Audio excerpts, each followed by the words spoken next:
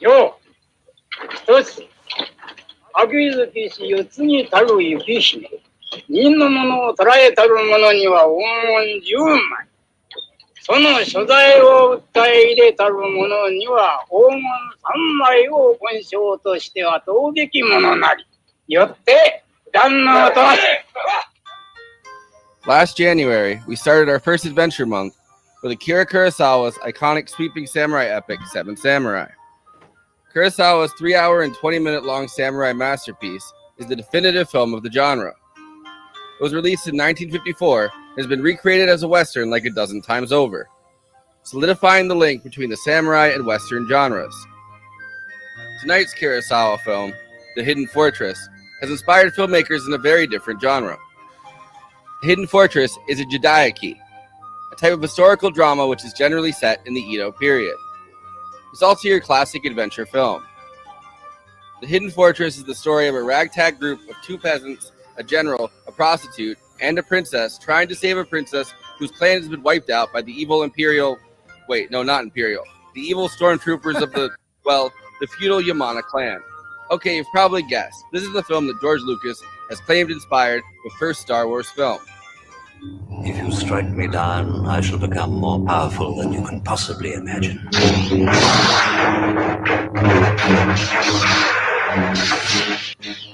The clans, like in many of Kurosawa's works, are in a state of constant war with each other, with each one trying to liberate the riches, gold, and treasure they've stashed away. The people who live within these lands, the peasants, villagers, and unnamed soldiers, are given a really hard time, especially when a war is ongoing.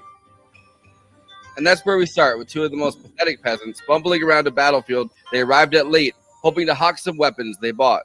Since the battle is over, they're mistaken for the soldiers on the other side and forced to bury the dead.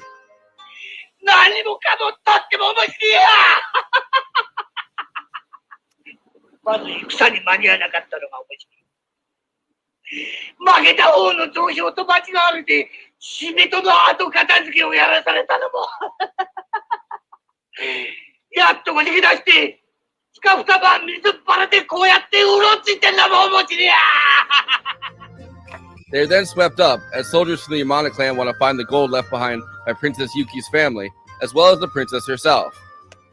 Thrown into the fortress, into tunnels, and through the ruins of the battlefield as Yamana clan soldiers shoot at them for sport. Our two peasants are able to escape from this, and on their escape, they do find a small bit of the gold left behind by Princess Yuki's clan. While wandering, they come across a powerful warrior, played by Kurosawa's favorite actor, Toshiro Mifune. He's the general of the clan, Rokuroda Makabe, although he has not heard that name in a long time, or something close to that. Now that's a name I've not heard in a long time. A long time. Makabe Rokurota? Makabe Rokurota? 聞いたことのある名前だな。Makabe. Without really asking their permission, because who does, the general joins the peasants in a mission to get out of the Yamana territory to rescue Princess Yuki so she can rebuild her clan with her gold reserve. One of the themes throughout Kurosawa's work is about the backwardness of the feudal order and how it makes peasants and villagers into greedy, selfish creatures. 100勝ぐらい悪ずりした生き物はねえんだぜ。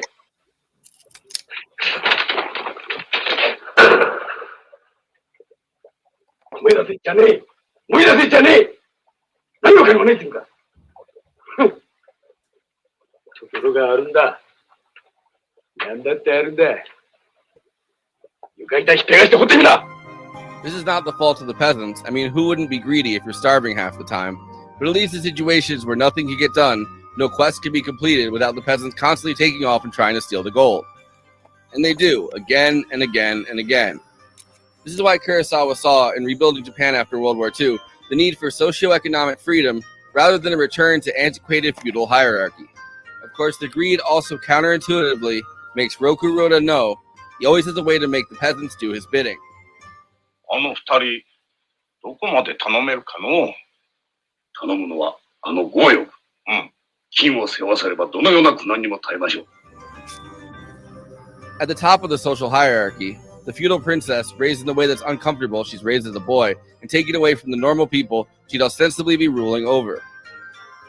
I mean, when everyone from the average villager to the warlords in the next territory wants to steal your clan's gold, it makes sense.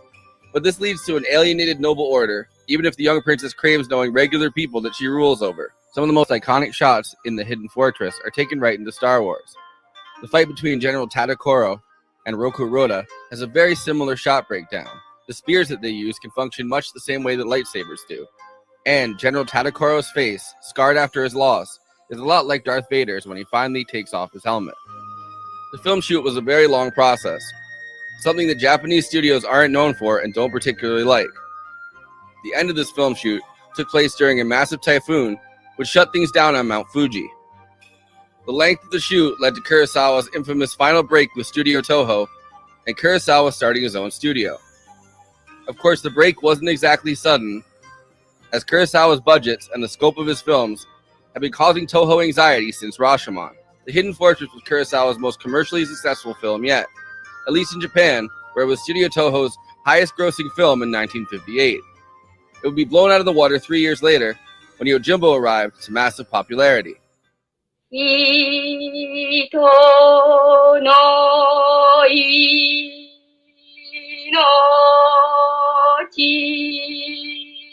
は人もやせ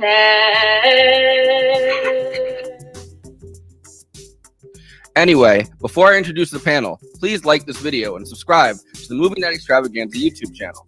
Hit that bell to get notified whenever we're streaming. Also, we are now monetized, so if you have any pressing questions during this live stream, send us a super chat, which helps me keep the show running, and which I am obligated by international law, human rights law, to answer. We also have a Patreon, patreon.com/Movie Night Extra. All of our after parties are on there forever.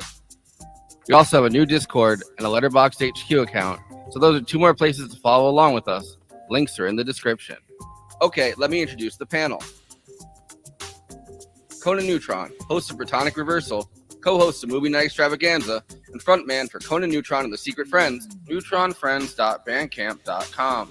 Conan Neutron and the Secret Friends has a new split LP with Lung, Adult Prom, available now on Bandcamp. J. Andrew World, illustrator, book cover artist, artist for Give Them an Argument, co-host for Movie Night Extravaganza, and Bad Takes. Christina Oakes, This Barbie is streaming on Twitch, twitch.tv/Cosmopolitics, Twitter, Instagram, and Blue Sky at Cosmopolitics. Send her some subs on Twitch. KT Baldassaro is an actress, director, and writer who co-wrote and directed and also starred in Girl in the Basement, along with appearing in quite a few horror movies. You can also catch her voice acting in the scripted podcast series, The Starwell Foundation, an audio drama set in the city of superheroes, wherever podcasts are listened to, and her new film podcast, What If I Don't Like It? New episodes bi-monthly. I, of course, am your host, The Hidden Forest. Yes, that one was absolutely terrible, but I'm only a peasant with no gold. What do you expect? There it is, folks. There it is. The Hidden Forest. I'm on Team Peasants that don't have any gold because I totally get it. Like, he's a general. They don't know him. They don't know him from shit. He's not even from their village. Like, what does it matter if they take off with his gold? He has gold. He keeps on showing them like all the fucking gold he has. It's true. It's true. They really did have a like Rosencrantz and Guildenstern haplessness about themselves, or like they just kept falling into stuff. Or an R2D2 C3PO. Well, yeah. So Lucas's whole thing, and I don't feel so bad bringing it up early on because it's literally in the intro, but his whole thing was like telling the story from the position of people that are not in this privileged class that are necessarily doing the fighting, but showing the perspective from the underserved, right? So in Star Wars, it's droids. Yes. And in this case, they're peasants. But it is. What's the difference? Am I right? Hey, but it is interesting. Solo, there isn't one. But it is interesting because it is a different kind of storytelling. When you're telling a grand sweeping adventure, which is what this is. I mean, you could argue a lot of Kurosawa movies are, but like this one especially is like set and fired off to be like an adventure movie explicitly rather than some grander story. And part of that was interesting to me is that like, oh, he was like, basically, I need to make some money on here. And this is what he came up with, which is great. But again, the idea of the story that like even though they're C-3PO and R2-D2 are maybe more relatable, amazingly, but the idea that like you have these guys that they're not going to be doing the fighting, they're not going to be doing the ruling, they're just like wandering around from place to place.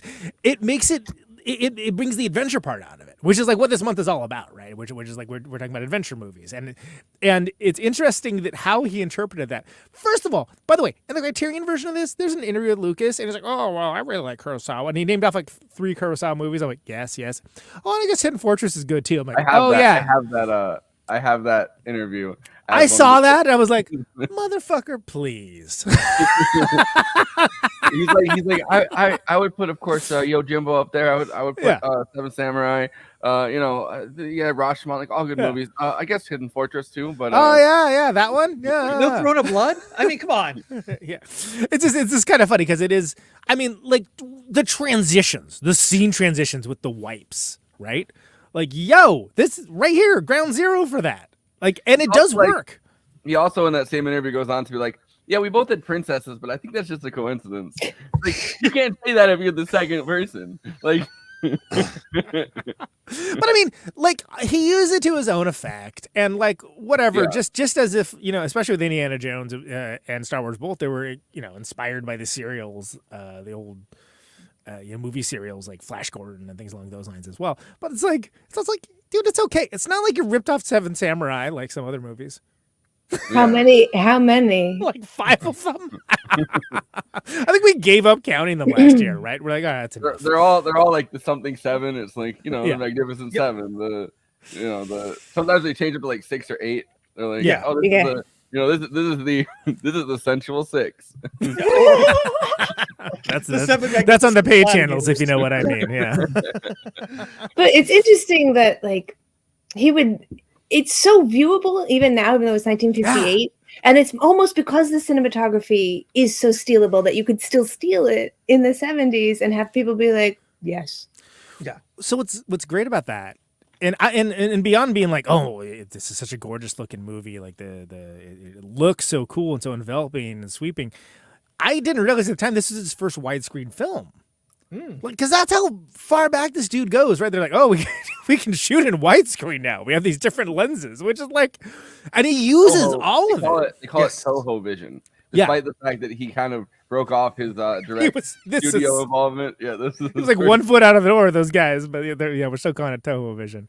Yeah. No, but it's astounding because like if you look at the framing of the shot work, like there's a scene in here that's like that Ford took for The Searchers. Like wholesale, where and it's great, and I didn't catch. These are things I didn't catch the first time I saw it, but like it really works. And I think KT, what you're saying about like it doesn't seem like it's long. This movie long, but like it doesn't really feel like it because it just moves right along. Again, you got those like, we have no time for a proper transition. It's just there it is, and now you're with these guys, and this is happening. Now you're over here, and now it's over there. Like it just moves, it cooks, Well, it takes like 35 minutes for them to even get started on an adventure, or like for anyone to even decide that they're going on an adventure, right? Like because they kind of just meet the general, and he's like, "I'm either going to kill you, or like we could go on this." He's on it could go either way, right? Yeah. That's what's so crazy is. Basically our hero decides like, do you have utility to me or not? And it's like that could go like it's not like he's gonna just leave them there. It's like he's gonna kill him if not, which is and because insane. they're the human equivalent of MapQuest, he decides that exactly. They're kind of more like Waze, let's be honest. Yeah. One of the great things I love about Kurosawa's shooting, I know it was pointed out by Nerdwriter, if you ever watch his video essay on Kurosawa versus Joss Whedon for some reason. I don't know why it's those two, but whatever. Why those two things? Okay. Set that aside. I think it was also like I think it was also no, it was Kurosawa and Zack Snyder, but then he also brought up Joss Whedon in it. But one of the things he showed that like when Kurosawa talks about shots, like one of the things he always does is try to bring nature into it somehow to create like an organic feel. And like even though this one does not give you time to really sit there and meditate on nature, like some movies where you just like watch, like there's a strip from a leaky roof in the background of a shot or something like that. This doesn't give you time to meditate on that. Like it's all there, and it's just so much of that stuff you're just taking in because it's a lot. What do you think this is, Tarkovsky? Thank you. No, but like it's natural landscape is a big thing. Like it's one of the most, for me, one of the funniest scenes, by the way. And there are some very funny scenes of this. Is when they crawl up, they scale the mountain, and they go over the top to the actual titular hidden fortress. And they look down, and then Toshiro Mifune's character is just like, "What are you idiots doing up there?" Like he just is like, "Why didn't you take the door?" Or even just him laughing when they go down that tunnel. He just keeps turning around and laughing hysterically. Yeah. Yeah, it's great. Like, that's my new favorite way to respond to shit I don't want to respond to. Yeah, just laugh at it. Well, it's the same thing. They're all mad when they pitch their plan. He just starts laughing. You realize later on he starts laughing because he's relieved he's not going to kill them. Yeah. I mean, like, you know, you can ask Conan. I did the same thing to him when he first came to my house. I just kept laughing and turning and laughing. And he's just like, well, what are you laughing about? But like even like the fire festival in here, which is like a really, like, I think, incredible scene, and honestly, like, also a very funny scene that they kind of just join up with the fire festival where all the peasants are doing their like celebration of fire, and they all put the wood in, and then they're like, dude, what gives? Like, you've joined our parade, like, you have to give us the wood. They start throwing the gold in the fire. Like, even that is like just such an interesting celebration of nature and like the natural surroundings around these things, because you forget that even though they're in this like Yamana territory, right, like the evil villain territory, like there still are just peasants like going about their peasant stuff, like you know, in the middle of the field. Well, yeah, and it's part of what makes it immersive, right? And especially like, and again, some of the hard crash cuts of you know, with the screen wipes too, like where you see like all the peasants going like up the stairs, and then you see like all the soldiers going down at the same time. Like, again, dude is just massively taking advantage of the fact that you've got like a lot more room to work with on the screen, which is crazy to think about, right? Because like, of course we do. It's movies, but like that was like, no, this was new. This was real new.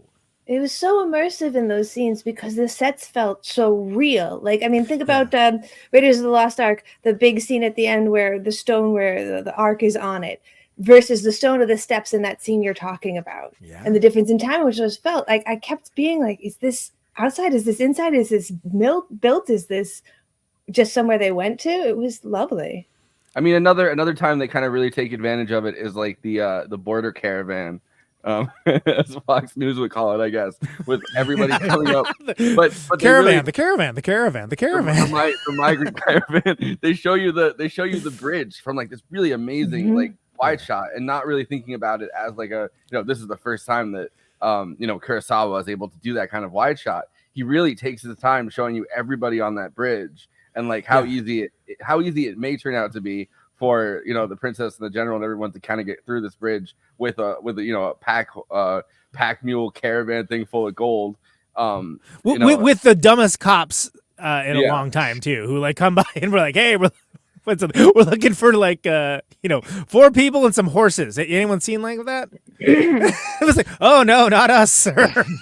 no, nothing like that. Okay, but this is like 5 people with a cart. They see 4 people and some horses. It's 5 people with a cart and 1 horse. And 1 horse. And they're like, well, this doesn't fit the description. Let's move on. Like, and then they come, but then they come back with this. She's like, oh shit, hold on, that might have been them. Which is the one key fact is that they had a ton of wood with gold in it. Describe them by the wood. Horses that they're really. But I love that because the way Kurosawa shoots it is like you see the road, you see the full road, like and then they like go down the road, and they're talking. And they're like, oh, wow, it sucks. It's awesome. Those guys were dumb as hell, right? Okay, you know, cool. And then you see them come back. And like it's such a great use of perspective. And then, of course, that great action scene, too, where just like Toshiro Mifune just kills them like it was nothing with no weapons. It's you know. Oh, the whole, I mean, I feel like, I don't want to jump ahead, but I feel like the whole like duel scene is amazing. Oh my God, the duel scene was so amazing. It got my heart rate up to like 180 while I was on the elliptical. I did a half a mile in that 10 minutes because I was just transfixed. From the beginning, like where he's choosing a weapon and they're all like mad scared of him, you know, and they're kind of moving around like, oh, like whatever. Like from the very beginning, it rocks. It's so well. And again, the usage of spears versus swords means that like they are further apart. So again, taking advantage of like the widescreen format, right? And like it's not.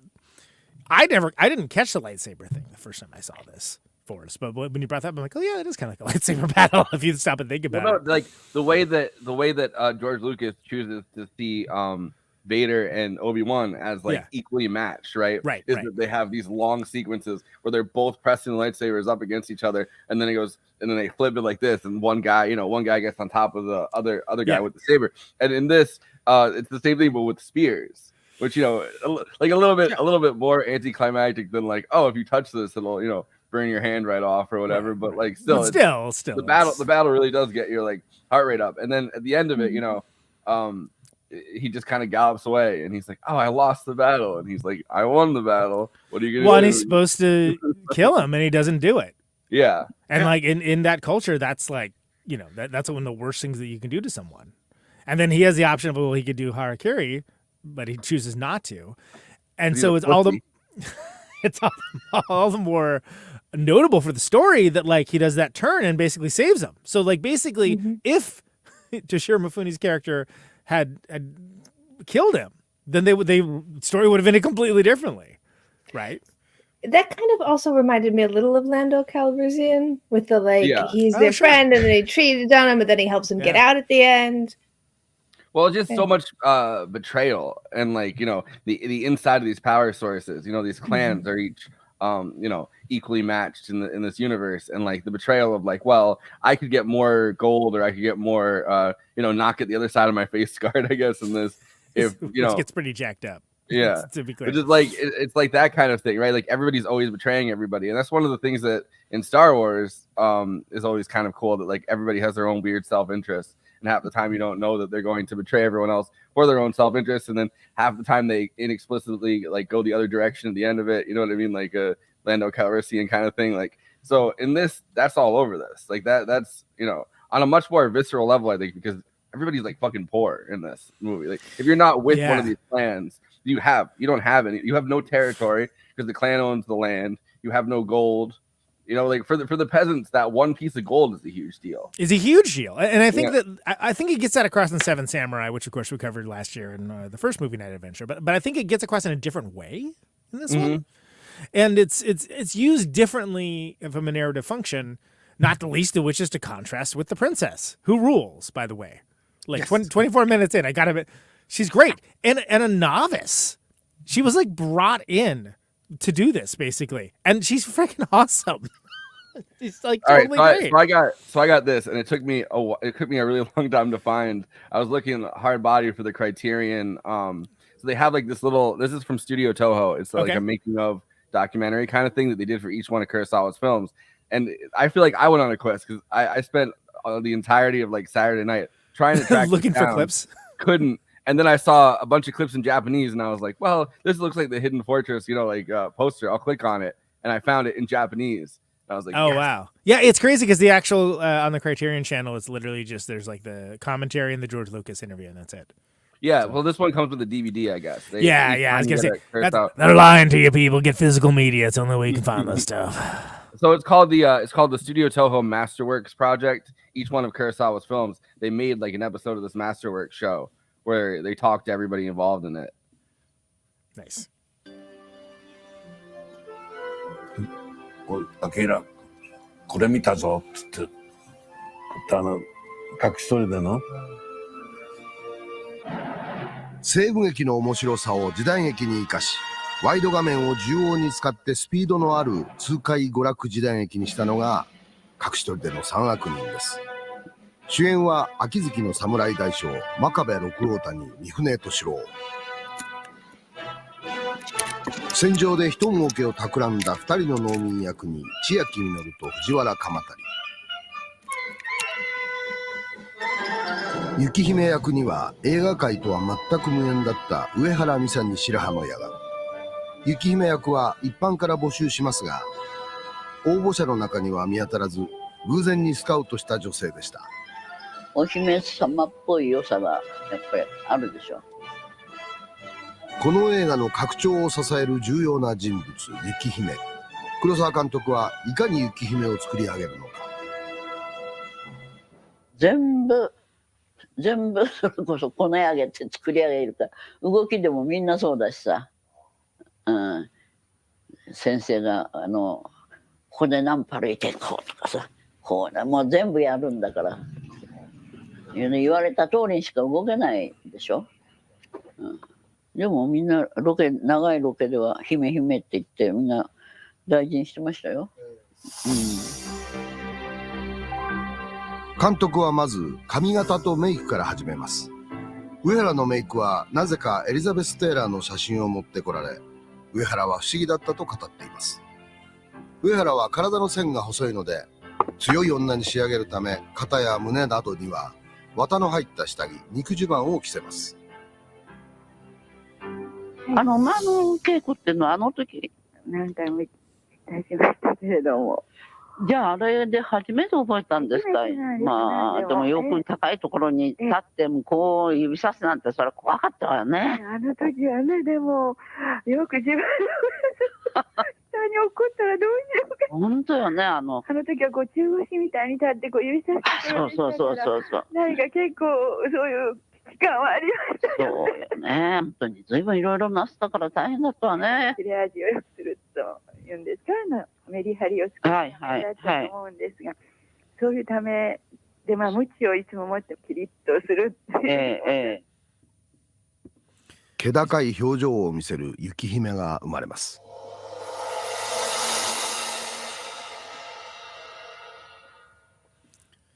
She makes such good use of that writing crap too. It's like her point. It's like her pointer. It's like her gesticulating. Well, it's like her whip. She whips the peasants with it. She whips those soldiers that joined them for a brief moment before they got shot. Yeah. Right. Exactly. One thing that actually explains the ending, because back in the Edo period, the hottest thing a woman could do is shave off her eyebrows and paint them in the middle of her forehead. And but in the movies, they don't often do that because who really gonna shave off their eyebrows for a film? But at the very end, you'll notice that, and I'm not sure if she actually did shave her eyebrows or just did a really good job. Oh, when she's on the seat of power. Tell, you don't see the eyebrows where they're supposed to be. You see the marks on the top of her head where it's on eyebrows, and it's they might have been able to glue it and do some latex. But I don't know. Yeah, who knows how much they had back in 1950 whatever in Japan, but. Their eyebrow technology is off the chart. I don't know. You thought television was something. You should have seen the eyebrows. But going back to watching a lot of these films, you'll notice that not a lot of the princesses actually do that, shaving the eyebrows and painting them in the middle of the forehead, because who wants to go around for a couple of months without any eyebrows? Well, and I guess maybe that helped that Princess Yuki, the actress Misahara, she was not an actress. Yeah, she was basically picked for the role. Since you're not an actress, go back in before it gets released. Since you're not an actress, we're fine shaving your eyebrows. Yeah. You don't have an agent that's going to be mad about that. Yeah. She was amazing though for first She's so role. Good. Yeah, and I'm like, wow. Yeah. She's so needlessly intense, all the time. And then when there's that attempted reverse psychology that Toshiro Mifune's character does, and he says, "I'm going to do reverse. I'm going to do reverse psychology on you." She's like, "Hey, you're not getting me with that reverse psychology. Okay, I'll play along." Yeah, but that's her kind of softening up a little bit, you know. She also just straight up says, "I'm a handful." Yeah, she knows. She knows. She's got it. She's a princess. Are you guys familiar with the clip that's going around of Ethan Hawke talking about the difference between directors who have been actors and directors who have just gone to cinematography school? Oh no. Oh, it's that. I'm going to paraphrase it. It's very interesting and it's very astutely said. And he says that a good director is someone who directs the acting, not the camera. The cinematographer directs the camera. The director is there to help the actors reach the beats in the script and break apart the emotion. And so if your director used to be an actor or was an actor, is going to be a way better director. And I feel like, okay, so this woman has never acted before. That really speaks to Kurosawa's ability as a director to direct the acting. But we also know he's directed the cinematography. And when people speak about why does Kurosawa get talked about so much, this shit right here. Yeah. I mean, he walked out to her and was like, here's Elizabeth Taylor. This is what I'm looking for.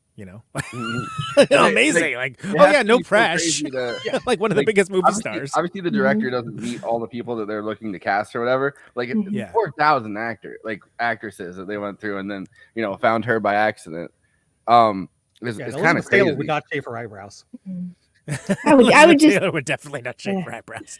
No chance. As an actress, I'm just super jealous. I would love to be directed by someone like that. It just must be transcendent because it brings out the best in you, even if you don't even have a litmus, don't even have a base yet. Well, he has such a clear and distinct vision. Mm-hmm. And I mean, and it was he recorded it in stereo. It's in Toho scope, as mentioned. Just using the use of the anamorphic lenses, which is getting really down like the rabbit hole with it, right? But like it just was like this was new technology. Yeah, this is like he's like James Cameron of his day. Right, exactly. I'm also fascinated by like with Andy saying it's like the Edo period that it's the princess would shave her eyebrows. Like this is a Jidaiki, which is like a different a very specific kind of Japanese historical drama that takes place during the Edo period. I mean, it's mainly plays, but it's different than something like Seven Samurai, which takes place during a completely different century and a different period of Japanese history. And like everything gets kind of put together into like, oh, this is a samurai movie. This is Toshiro Mifune doing the samurai thing. But each of these films are from like a different areas. And this is, I think, translation doesn't that just mean period drama too, if I remember correctly? Yeah. And the problem. Sorry. Oh, I was just gonna say. I mean, it's the feuding clans. That they did exist. Just so they reached their peaks, just the named clans never actually beefed with each other. Right. I mean, that's like the only thing about this movie that if you're taking a Japanese history class and you're using this as a basis, just don't. Because the heights of because I think it was like a century before this was the height of the one clan, and I can't remember exactly. Yeah, that's like the next step beyond using Cliff Notes. Like, I watched a movie that had about this that is like clearly an action adventure. I watched that Star Wars movie that inspired Star Wars. I know all about Japanese history. I'm pretty much an expert. But I can also see so not only did Star Wars rip shit off of this, I can see tons of movies that rip stuff off of this and other samurai movies that take stuff out of this. And I can see people getting confused and being like, yeah, this is just like in Blue-Eyed Samurai or this other thing that I saw. So Sergio Leone was a huge fan, not just of Kurosawa, but this movie specifically. And you can tell. Yep. You can tell. And the movie Dragon Inn, which... You can tell he's a big fan of Kurosawa specifically because Jimbo, I mean, Fistful of Dollars is basically Yojimbo. Yeah, you're right. Yeah, and Kurosawa also inspired kung fu films, like as we know them today. Because before Dragon Inn, which was kind of the first like modern, quote unquote modern kung fu film, they were more like operas and dances, and they weren't these movies. And this they basically like watched a bunch of Kurosawa and like, hey, let's make a Kurosawa film, but let's make it for a Chinese audience. And that's what the director said. And if you ever get a chance, Dragon Inn. That's King Hu, right? That's another director with King in the name, which is a real power move. Yes. And he is a king. Like, let's be honest. Yeah. And in fact, if you can get the DVD, it's even better because it's got like interviews with like the cast like now. And so like the woman who's in it's like this little old lady, and she is hilarious. Because she's just like, talk about martial arts, but I loved it. Yeah. That's the one from 1967, right? Yes. Cool.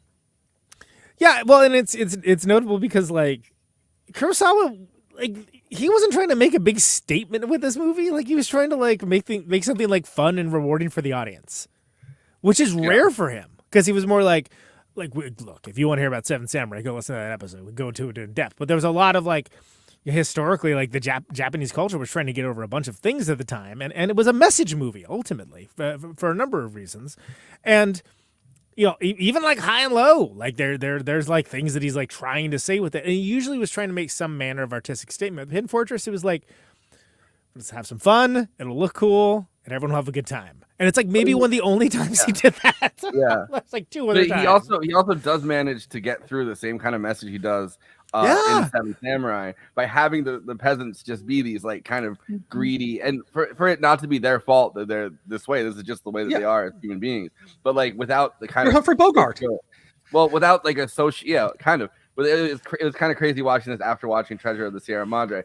But no, they pair up nicely. Well, it's not an accent, let's put it that way. But the amount of greed that each of them feels, and like this, this desire to just get as much gold as they can, and every time anything goes wrong, it's just cut and run, right? Take the gold. Who cares about the general? Like, this is not our story. Like, our story is not saving a princess. Our story is not helping a princess get her clan. Trying to get to the next day. Yeah, and I don't know where I pick this up from, but I always use the term running around. Oh, that's when we're so and so is running around doing this and that, whatever. But in this case, these guys literally are running around throughout all this stuff, and it's none more apt than they have no plan. They're just going from one place to another, trying to these minor low grade mediocre misery hustles that they're trying to do, and they almost die all the time. So who's going to have a plan if they could die that easily? Who would plan tomorrow?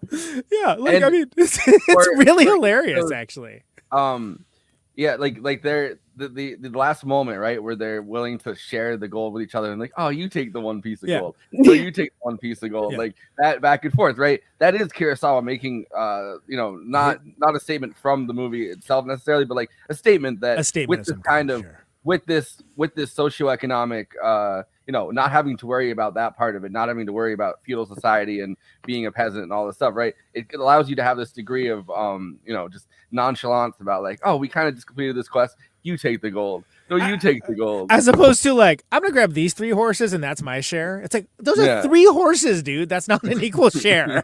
What are you doing? The soldiers run up to them and they're still trying to get the gold out of the fire. At one point. Ridiculous. But it works. So first of all, it's very funny, but it works because again, and I see where Lucas took to the point of telling the story through that way gets across the scope and scale of what's happening. That there are these not even minor players, insignificances to these larger events that they don't have any control over. Well, it's really hard to relate to a princess and a war general. So if you want to kind of put yourself in it, it does make sense. I said when we had started that it's kind of Rosencrantz and Guildenstern-y, but imagine how much. Think about how much more that gives you access to that story. Right? It's such a great trope. Yeah. I'm not sure I got that story until I actually read Rosencrantz and Guildenstern. Oh, this makes sense. Thank you. Because I read it I watched Lion King 1.5. I never saw any Lion King. No, but basically, Lion King 1.5 is literally just Rosencrantz and Guildenstern, but set in. I've never seen The Lion King. I've never seen the remake. I've never seen any spin-off material. I've never seen anything. It missed me. It's just stressful, with The Lion King on and the dentist watching The Lion King drilling your child's mouth. Yeah, do not recommend. 10 of 10. Don't watch The Lion King. I suggest watching The Lion King with children in a movie theater. Try that. I did that. All right. I don't want to talk about The Lion King. Rosencrantz and Guildenstern. No, I was going to get us back on track and say with Hamlet, I think it's true that there's not very much to relate to with the character of Hamlet and everything around him, and whether he becomes the king and he's just kind of wandering around in his love affairs and stuff it doesn't the normal people in the audience, right? The peasants in the audience are not necessarily going to relate to that and be oh, I hope Hamlet wins this one. Right. Whereas with Rosencrantz, Throne of Blood. Whereas, right, exactly. Well, Rosencrantz and Guildenstern, it gets across the idea, and it gets across these minor players, right? And that's so interesting because, Kurosawa was no stranger to Shakespeare.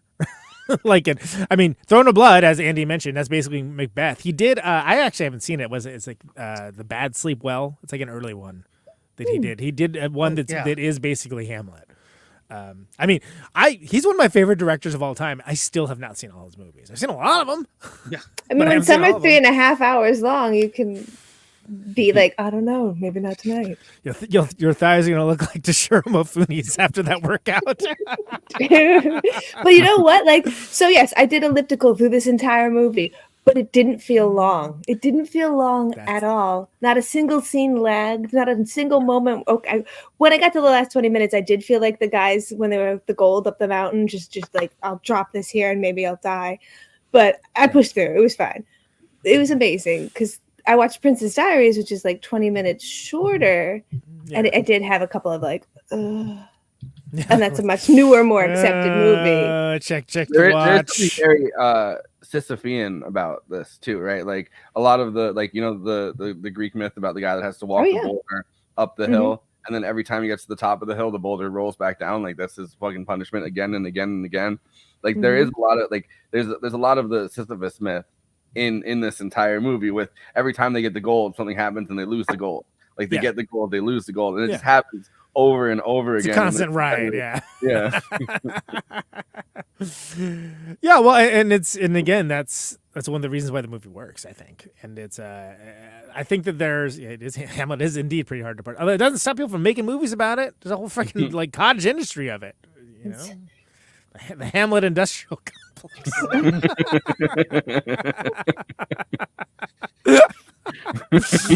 Well, we never got the Schwarzenegger one. Yeah, well, that's right. Except for as a, it's in what, Last Action Hero? Is that what it is? Yes, Last Action Hero. To be or not to be.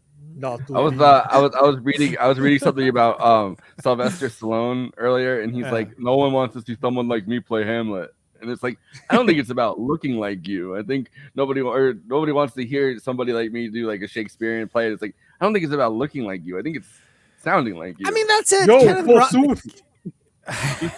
It's just comedy. It's just comedy at that point. Right. I had an acting teacher who used to make me recite John Donne. So I don't sound like I'm heavily from Queens, but I did when I started. And it was just to make people laugh. I'm like, you're not hearing the text anymore. You're just hearing my stupid ass. Right, yeah, and sometimes I mean, and Kenneth Branagh is like, good at it allegedly, but like you'd have to pay me money to watch that. He's a Brechtian actor as well. He's explicitly saying he's not acting; he's just reading the lines. I don't have time to pay somebody to do that. I could do that myself. Exactly. Or you could pay somebody for like an audiobook to do that. You know what I mean? Yeah, like, you don't have to actually watch them. Like get that app that reads books to you. I find Kenneth Branagh very tiresome, frankly, but. Whatever. That's hot take. I agree. I was gonna say peace and love to the Kenneth Branagh fans. Which is why I think it's very funny that the first place I ever saw Kenneth Branagh was when he was the Harry Potter character in the second one. Who his entire thing was that he was just bullshitting his way through through everything. Like he was just lying about all the stuff in the books. It's like that seems like it's just you, dude. Like it seems like you're the guy who's just tired, like telling everyone like, oh, I did this and then I did this and then I did this. That's why I'm laughing so hard. Yeah, that's great. Perfect casting. Yeah, I love it. I would have asked, like, why do you want me to play this role? We thought only of you, Kenneth. I did at one point. I made a Macbeth's ranked list that I never finished, but. Did you guys see the Coen Brothers Macbeth? Because I really thought that was the best one that I have ever seen. It was very. I like Throne of Blood better than it, but it's by a small margin. And then Scotland, PA is actually an underrated version of Macbeth as well. I think I like the witches in the Coen Brothers, the witch in the Coen one. Really too much. There's the one Polanski did. There's one Orson Welles did. There's a bunch of versions. The Polanski one didn't have a director. Well, yeah, exactly. If it had been directed by anyone, of course.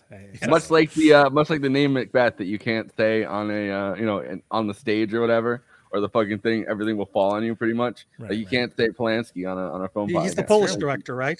Sure. Solowski? Yes. Yeah. So I have more of these. To get us back on track. More of these clips.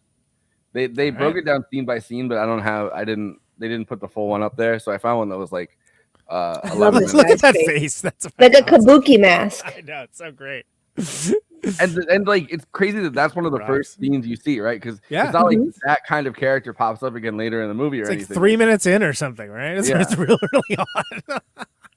and like when he dies and is like is like I attribute it to my dog used to do that when he would go to sleep, like his legs would be in the air. I was like, how is that comfortable? What are you doing? ファーストシーンに突然飛び込む血だらけの落ち武者には加藤武史が起用されます。衣装やメイクなども何度もテストが施され決定します。現場へ行ったら馬でバーって何十機なんかね前方にこう箱が置いてあるんですよ。それ向かって突進した箱をバーンってついてる練習をしてんだ。何をしてんのかと思ったら、箱があれですよ。小藤さんですよってもう帰りたくなってそれでよーいって声でさスタートって始まるわけでしょ野の知り合いからほいでやってそれできっかけになって僕がキャメラの横から入るわけですよ。それでキャメラに向かって振り向いてって驚いてそれで2人をかき分けて奥へ奥へと逃げていくと「ああ!」って言ってさブーッとキャメラを挟んで馬が追っかけてくる。それで振り向くともうすぐババババババーンって槍で使う。まあもちろん中に入れてたけどね。で槍はつっつくとへっこむ仕掛けになったけどそんなうまくね痛いガンガン加減はしないしうまいのってから勢いがついてるしって言ってさそれで倒れてそと向こうへ行ってまた U ターンして俺の枕元をバーッとかけてくんだ俺その間死んでんだよ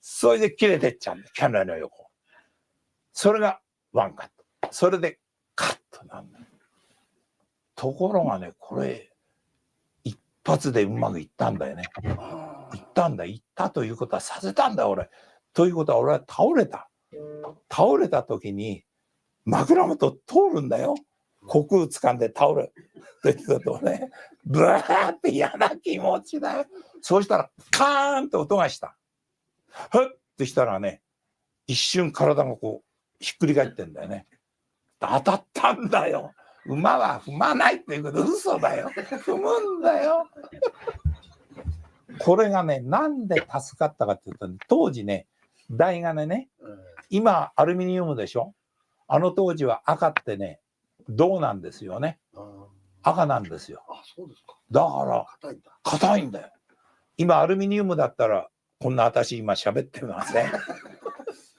そんなにはっきり当たったそんなに当たったカーンって言ったんだもん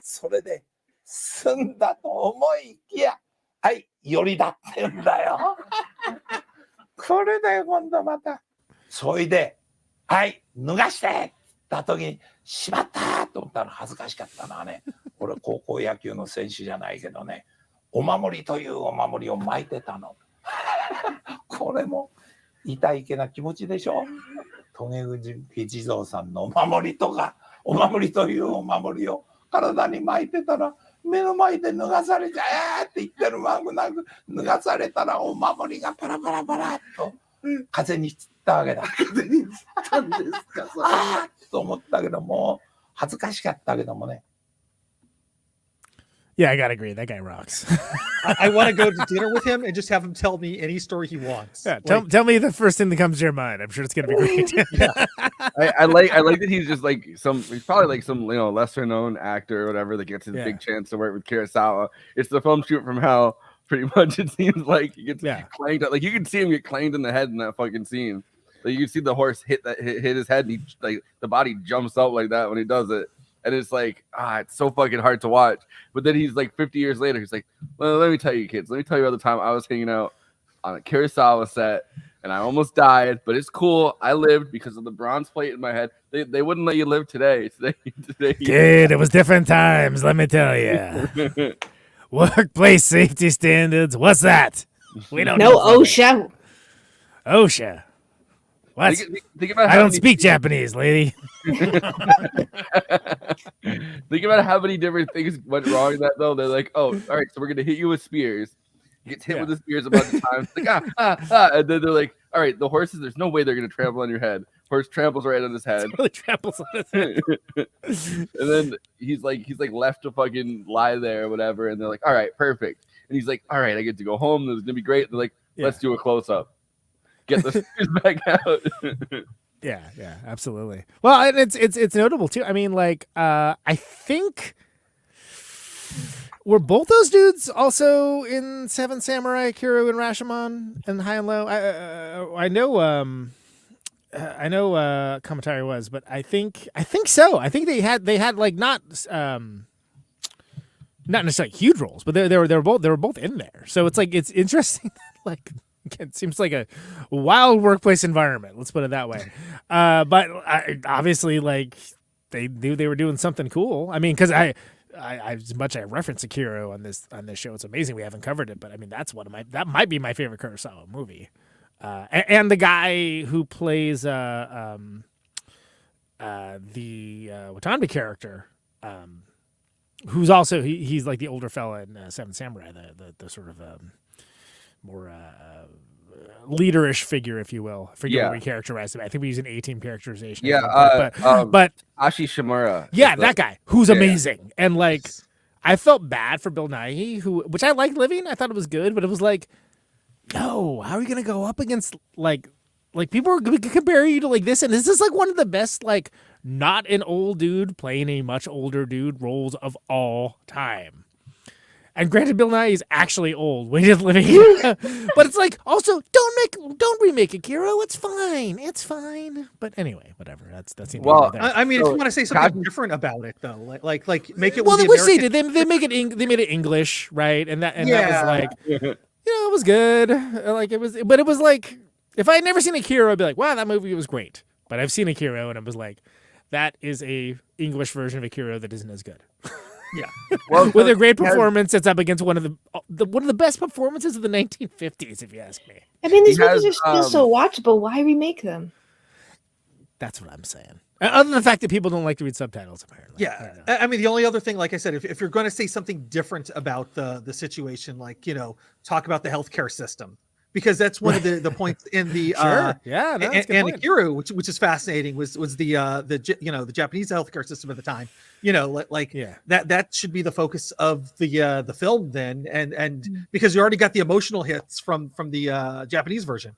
Yeah, no, but it's just wild that like Kurosawa kind of had a crew, right? Like he had like a bunch of people that we called on that would play wildly different roles, and why shouldn't they?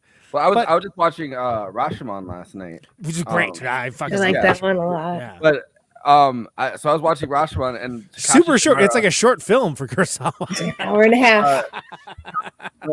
Like the older guy in this, and he's the guy, like the guy that we were just talking about in Seven Samurai.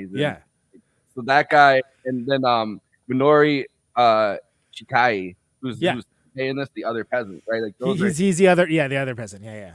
Main characters in that, and then they're both in this in different roles. He gave Takashi Shimura kind of a break, I feel like, in this one though, because he's only in that one scene in the Hidden Fortress itself, and he has one of the best lines though. I like when he's like, well, even a rock can give you like I can't remember how exactly he phrases it, but he's like, well, the peasants gave me this thing, and he's like, well, even a rock can give you good moss or something, and he says that to like explain the.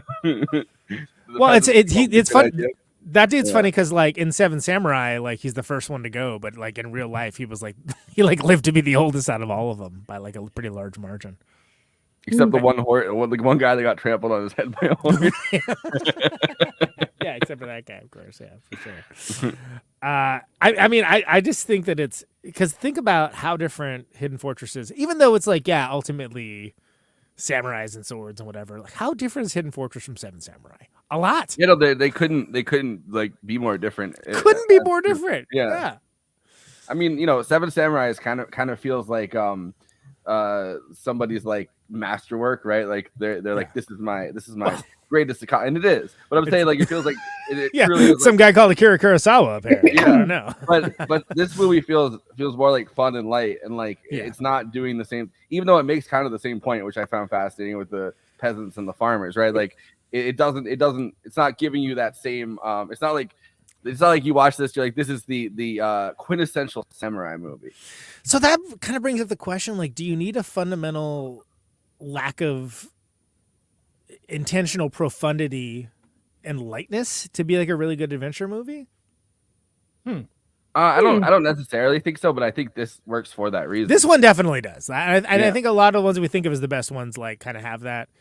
But then it's all about what you remember too, right? I mean, like Raiders of the Lost Ark is a pretty light movie until you're like, oh wait, some of this is pretty messed up. Both pretty biblical, light, God, all that kind of shit. Yeah. Well, I mean, or you look at something like Wizard of Oz, which I'm glad that we covered as like the first movie in this session of them, right? Like that movie, like the book too, like they're pretty profound points they're making about how all these things are inside of you all along, and like now that's been parodied to death. It's like, you mean all of this is inside of me all along? Like but like that feeling that like that confidence is really all you need. Like that is a kind of profound point to make in what's ostensibly like a children's story movie. Right. You know in the late 1800s when you wrote it. And yet, you're right though, when you say that something is an adventure story, people kind of think like, oh, it's going to be lighthearted, but like Lord of the Rings is an adventure story. Not at all. Adventure story means our character goes out on some sort of journey where it leaves its center of comfort, its town, or its home, where it knows, and becomes better for it, and then comes back. Absolutely, and it's interesting how differently that can manifest as an experience. Well, and I think that you could look at something like Joseph Campbell. He wouldn't believe. Kidding. No, but like he wouldn't believe that like the hero's journey, which like really is what we're talking about here with adventures, right? Like all of them are some form of hero's journey mythology, and like he would consider the adventure story like one of the fundamental like mythological archetypes of all time. The actual descriptor for this month of films is a collection of films featuring characters leaving their home or place of comfort and going to fulfill a goal, embarking on travels, quests, treasure hunts, heroic journeys, and explorations or searches for the unknown. So do I owe you money or do you owe me money? That was me going to the grocery store and driving in a car in the snow for the first time. Going to the grocery store right now is a straight up adventure and not a fun one. Doing donuts in a parking lot with just enough snow, that's how you learn. That's what you should do. That's right. Learn before it's important to get it right. Do it in a controlled environment for sure. Exactly. Yeah, back behind Kmart where nobody pays attention. Right, exactly. It's as many donuts as you want. Wild to me that Misa Uhara, aka Princess Yuki, she was only in like a few other movies after this. Like she didn't really have a career. That to me really speaks to his direction. I really feel like she may have had it in it, but without any training and without his continued direction, it wasn't the or same. Eyebrows. I mean, like she couldn't get an eye without the. Dude, let me tell you, like talk to Eugene Levy about how good an eyebrow game can make a whole career. No, that is kind of that dude's whole thing, right? Yes. Although also, my parents can never remember Benicio del Toro's name, so they just refer to him as. They call him the guy with the eyebrows. The guy with the eyebrows. That's kind of Colin Farrell too. If you stop. All humans have eyebrows. Eyebrow game strong. Agreed. No, like great eyebrows. This is a on fleek, as they say. Good thigh representation. Great eyebrows. There's a lot going on. How have we done? All right, so we've talked almost an hour, and we've barely touched on Toshiro Mifune's character, right? Like who's just needlessly masculine all the time.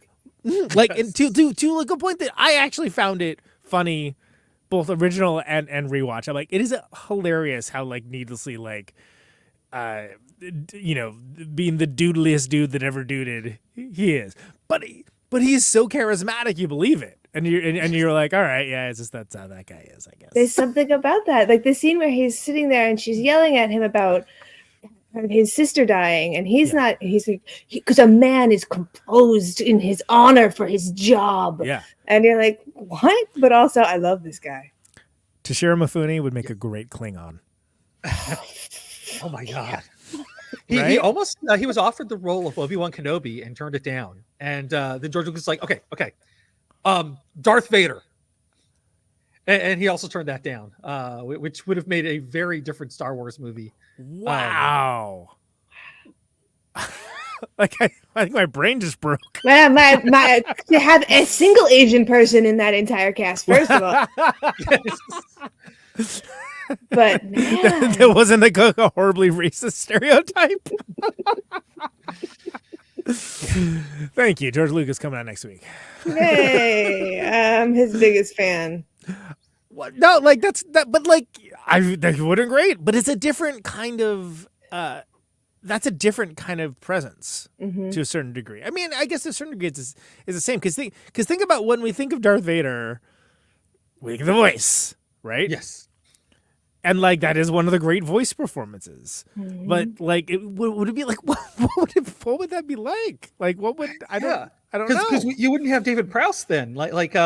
I was commenting to my wife because I'm watching all the old Doctor Who episodes, and I saw the episode with the where David Prowse played the Minotaur, and the guy who's playing Darth Horns Vader and now, right? Horns and Naimon, is that right? I think so. That sounds right. And the guy who's playing the Darth Vader now in the movies also played a Minotaur on a Matt Smith era episode. Yeah, talk about being typecast. so there you go. But You're good. Yeah, Give me the Minotaur guy. We got a Minotaur for this picture. You want to typecast a kid as a Minotaur? I'm available. Hey, all I'm saying is we need the Minotaur guy. We got a maze and everything. Darth Vader pipeline. Get me to the middle of your labyrinth. I'm ready to go. But I mean, there's something about his physical performance, though, is why I'm kind of bringing it up. Well, the Mifune is a very physical performance. Yeah, sure. Also, would be very physical. It'd be a very different physical performance. And like in Seven Samurai, he's like the loon, right? But still a very physical performance. Like he's the one that's kind of like for not that it's a comedic movie, but more or less the comedic he's going relief against type too, right? Because this is more like. What people like he has like again so KT, you brought it earlier up, like when they're going through the tunnel and he just like looks back and just kind of laughs at them and stuff. Like that's the only scene you really see him like smiling or laughing. He's such a staunch presence like the rest of the time, having any emotion. Yeah, exactly. Of any kind other than just being like, oh, he's a a fierce nemesis. Like again, which is why he would be a fantastic Klingon. or Vulcan, actually. Yeah, sure. So I'm just curious before we leave that fact, was he offered the role as just the body or the body and the voice? That I'm not sure about. I've never heard anything more about that. I just know that he was offered the role. And I mean, like, I don't think James Earl Jones was involved with it when they were filming because. James Earl Jones wasn't like a huge. He was like respected, but he wasn't like the biggest dude in the. I mean, Alec Guinness was like honestly the biggest star in that film. I mean, like Darth Vader blew up James Earl Jones. I mean, yes, I remember, but like I'm just saying that like at the time before that, like it was sort of like, oh yeah, that's I do with the deep voice. Yeah, like, and nobody ever remembers David Prowse. Like, I kind of, if you read his story, it's kind of sad because he really thought that this was going to be his big role to break him out. Because he was in A Clockwork Orange. He was the bodybuilder guy carrying around the guy that got crippled by Alex. Yeah. And he actually was like a TV superhero in the 70s as really? well. Yeah, but like he never found that thing. Fortunately, like conventions kind of like kind of saved him a bit.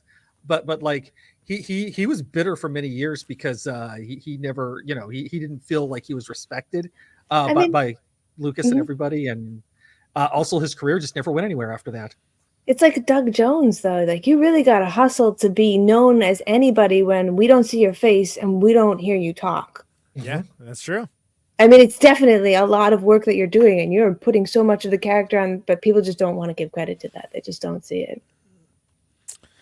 Yeah, look at V for Vendetta, right? I mean, that's so he's got a mask on the entire time, and that's one of the things that I find low-key annoying in most superhero movies. That like first opportunity, they're always taking their mask off. Of course they are, because that's how because that's you're acting, and you want people to see your face so you can do your acting with your face.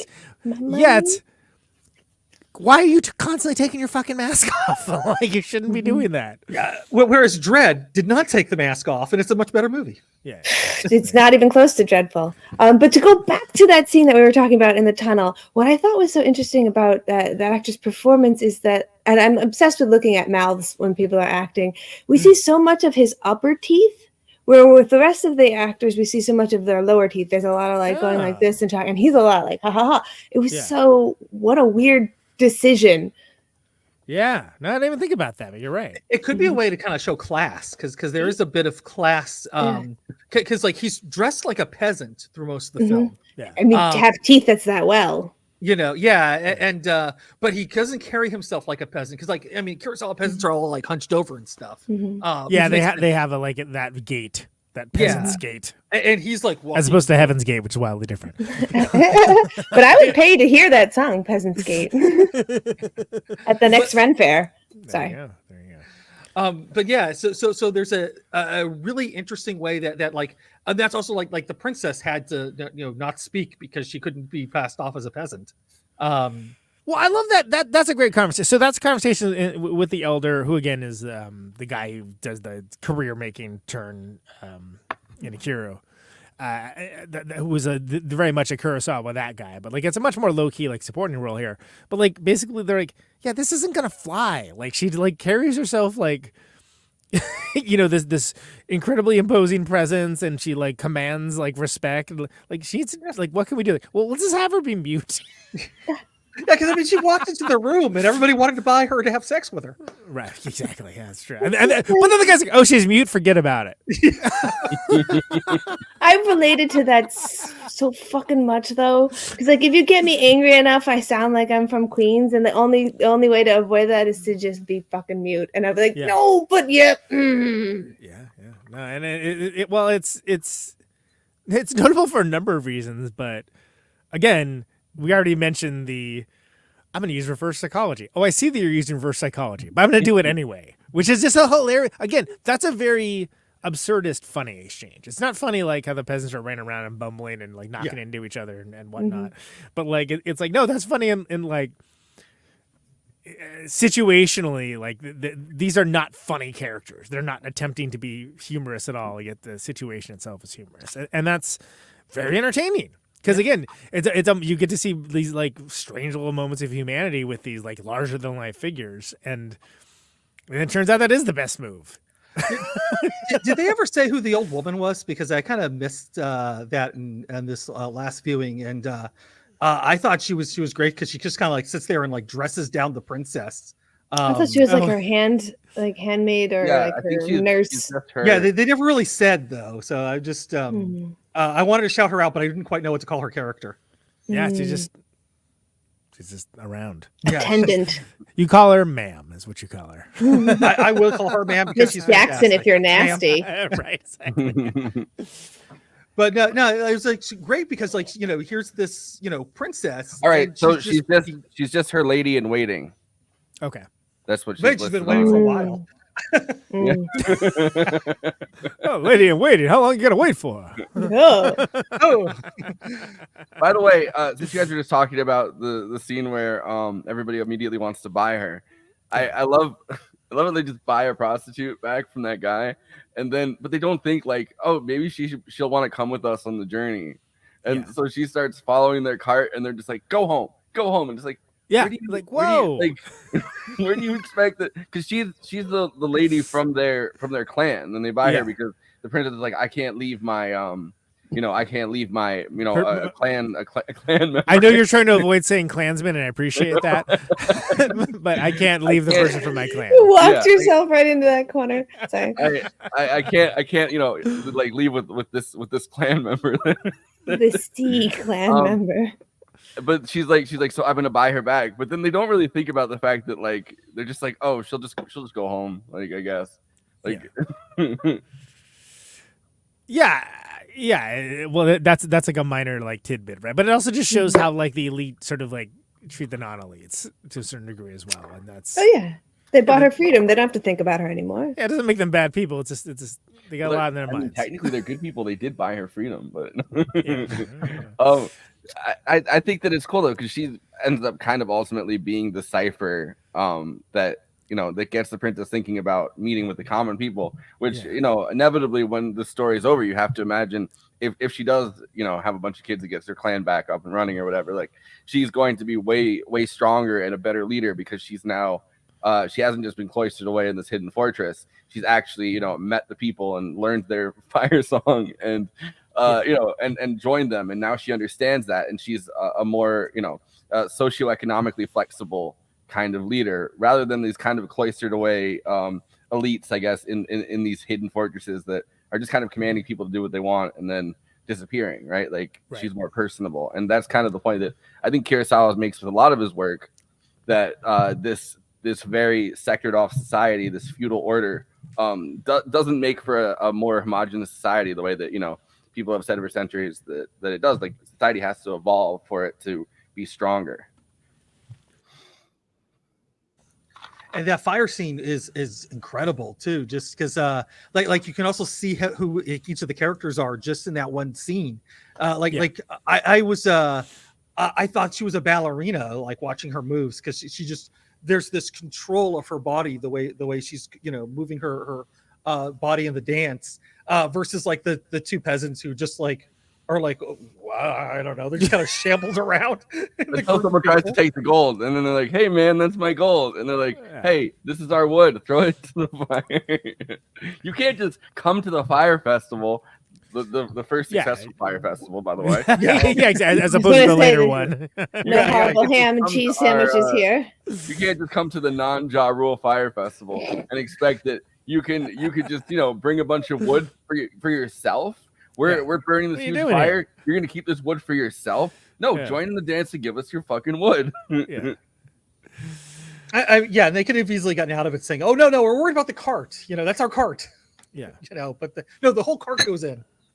Well, and there's another scene that I wanted to bring up. That I was thinking about when I was overhearing you guys talking. And I was offline for a second. There's a scene where they're in the village right after they buy back the one girl, and then the guy runs in and goes, "I love that horse. Let me buy your horse." And nobody reacts in the way that they're like, "Hey, you can't buy my horse." The guy just kind of stands there mutely while he hands him the money and lets him take the horse. Because he can't. Yeah, because he's cosplaying as a peasant, so like he has to just shut up and just let it happen, which which is crazy because the first time I saw it, I was like, kick his ass. What's your problem? No, say no. And then you're like, oh no, he can't. He's undercover. He'll be. I mean, how many horses had he bought from some peasants? And right, exactly. I guarantee you, like that's why he knew how to be quiet, and you could just see like there's so much going on underneath too, which is great about that. That's that class consciousness that comes in too. Yeah. And again, it doesn't make a big like here I'm going to make a profound statement now. It's not like that. No. It just happens naturally and extemporaneously, and I think. But also Mifune's performance is just nuanced. Oh yeah, he's just amazing. I mean, he's like so stunningly nuanced as an actor, and again because of Kurosawa's direction. Often, it's like not to say that it was like a one-way street or anything, but like. He's been in other stuff, but like there's a reason why those two are inexorably linked. It's like De Niro and Scorsese. When you find someone where there's a shorthand, why not keep going back to that exact medium? Why not keep working in that? Absolutely. I was watching a documentary that somebody made in 2015 or 2016 about Shiro Mifune. Oh really? And, nice. Yeah, and one of the things is he kind of had a problem with alcoholism, and he had he secretly kind of hated Kurosawa and the position that he put him in, being like this, this artistic muse. So he would get drunk and he would drive his car past Kurosawa's house and be like, "Fuck you," and like throw shit on his lawn. Okay. I've never wanted a biopic of either of those gentlemen, but now I do, just so I can see that scene, because that sounds like an awesome. This girl that co-starred a bunch of things with him that was like, that was hanging out with him all the time was like, he'd sometimes just be drunk and be like, get in the car, and like a bunch of the actors or whatever would get in the car, and he would go like drive his fucking Corvette, because he had like a very like a fancy car and everything. He'd drive his fucking sports car past Kurosawa's house, and she's like, and I'd say, please don't do it again this time, and he'd be like, "Fuck you," and like throw shit out of the car. I think it's because of the artistic process, right? Like Kurosawa put him through so much to play these roles, and he kind of, it was like almost like a father son, or like a somebody rebelling against the discipline that somebody had for them. He was in dozens of these Kurosawa movies, and having to like live under this dictatorial regime of artistic discipline kind of, I think, started to get to him after a while. Well, but by the same token, he also gave him credit. I mean, there's a famous quote. He said, "I'm proud of nothing I have done other than with him." Yeah, and which is kind of stunning when you think about it. Throwing stuff at his house and yelling. I mean, I would love to see complicated relationship. And I wish like more actors would do that, like Shelley Duvall doing that to Kubrick. Yeah. She gets on the plane. She goes all the way to England. There's one thing I need to do. This is even a better quote. "He taught me practically everything I know, and it was he who first introduced me to myself as an actor. Kurosawa has this quality, this ability to bring things out of you that you never knew were there. It is enormously difficult work, but each picture with him is a revelation. When you see his films, you find them." That's the sober Toshiro Mifune. He was definitely not drinking at this point. When you see his films, you find them full of realizations of ideas and emotions, of a philosophy which surprises with its strength, even shocks with its power. You would not expect it to be so moved, and you find within your own self this depth of understanding. Mm-hmm. Yeah, that's a quote from the man himself. Again, not wasted. Could have been a writer. Yeah, it's a great. It's very hard. But it is crazy because it's like it's almost like a game. Like pick the best Toshiro Mifune movie that's not an Akira Kurosawa film, right? Yeah, well, he's in Godzilla. That doesn't have Godzilla in it. Caveat. Well, during this time period, right, between Kurosawa's movies and Godzilla, it kind of turned him into like the biggest Japanese star of the time period, which it makes it more like interesting that he has like this kind of complicated, problems with sobriety. Like he's drinking a lot. He's going to all these like luncheons with people. The entire thing about Studio Toho though is it's incredibly regimented. Like the film schedule, and they're putting these films together in months, and like Kurosawa ended up having to break with Studio Toho because his film shoots went on for too long. Like they're not expecting these film shoots to go on for so long. They're expecting like actors just to be where they're going to be where they're supposed to be, and just do multiple of these film shoots at the same time. Well, think about like what was happening like at that time, right? Like think about what was happening with Kurosawa too, like and the fact that Seven Samurai was like it did well, right? But it wasn't considered like, oh, maybe the best movie of all time like it is now. This is the same guy that like he did and Throne of Blood was like grim, but like ultimately kind of successful for sure.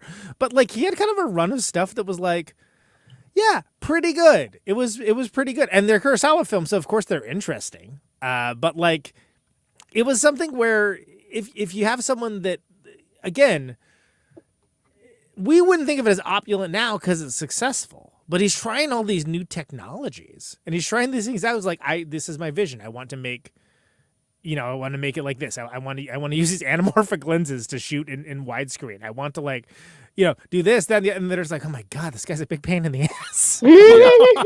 Like we have like five other people on here that can make films. This kind of lines up exactly with what you're saying. This is him talking about the break between him and Studio Toho. Because this is wild. This is wild. That like this was like his like popcorn film.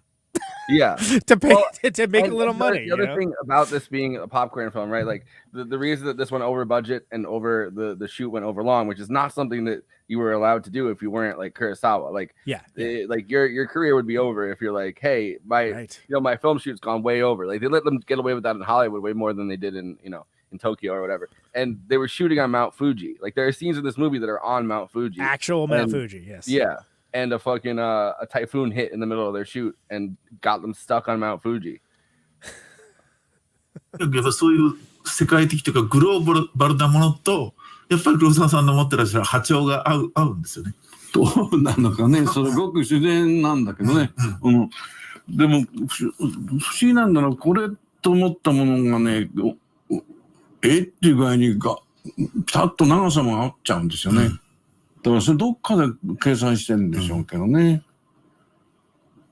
まあ話は変わりますけど、僕はまあ黒沢さんほとんどもう自分で監督であると同時にもう企画から脚本からまあプロデューサーでもずっとしてこられたと思うんですけど、やはりプロデューサーとあるいは制作会社との関係でやはりご苦労があった時期も随分あったと思うんですけど、そういうことそうですね。やっぱりプロダクション作ったのもね、隠し砦でね、もう意外と時間かかっちゃったんですよ。それはもう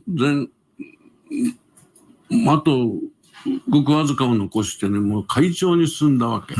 で、最後は富士山のロケーションなんですよね。だからこれは1週間か10日の予定で行ったら100日かかっちゃった。台風が3回来てね、もう御殿場の街は晴れててもロケ地はもういつも雨なんですよ。もう困ったね、これは。で、会社は怒るしね。で、来ると東京は晴れてるし、御殿場に来ても晴れてるんだよね。藤本まで来て。何してる？じゃあ、車に乗って行って現場行ったらもう、すごいんですよ。でもね、どうも納得しないんですよね。わがまま言ってね、僕が勝手なことしてるみたいに。それはね、成瀬さんがよく言ってたよ。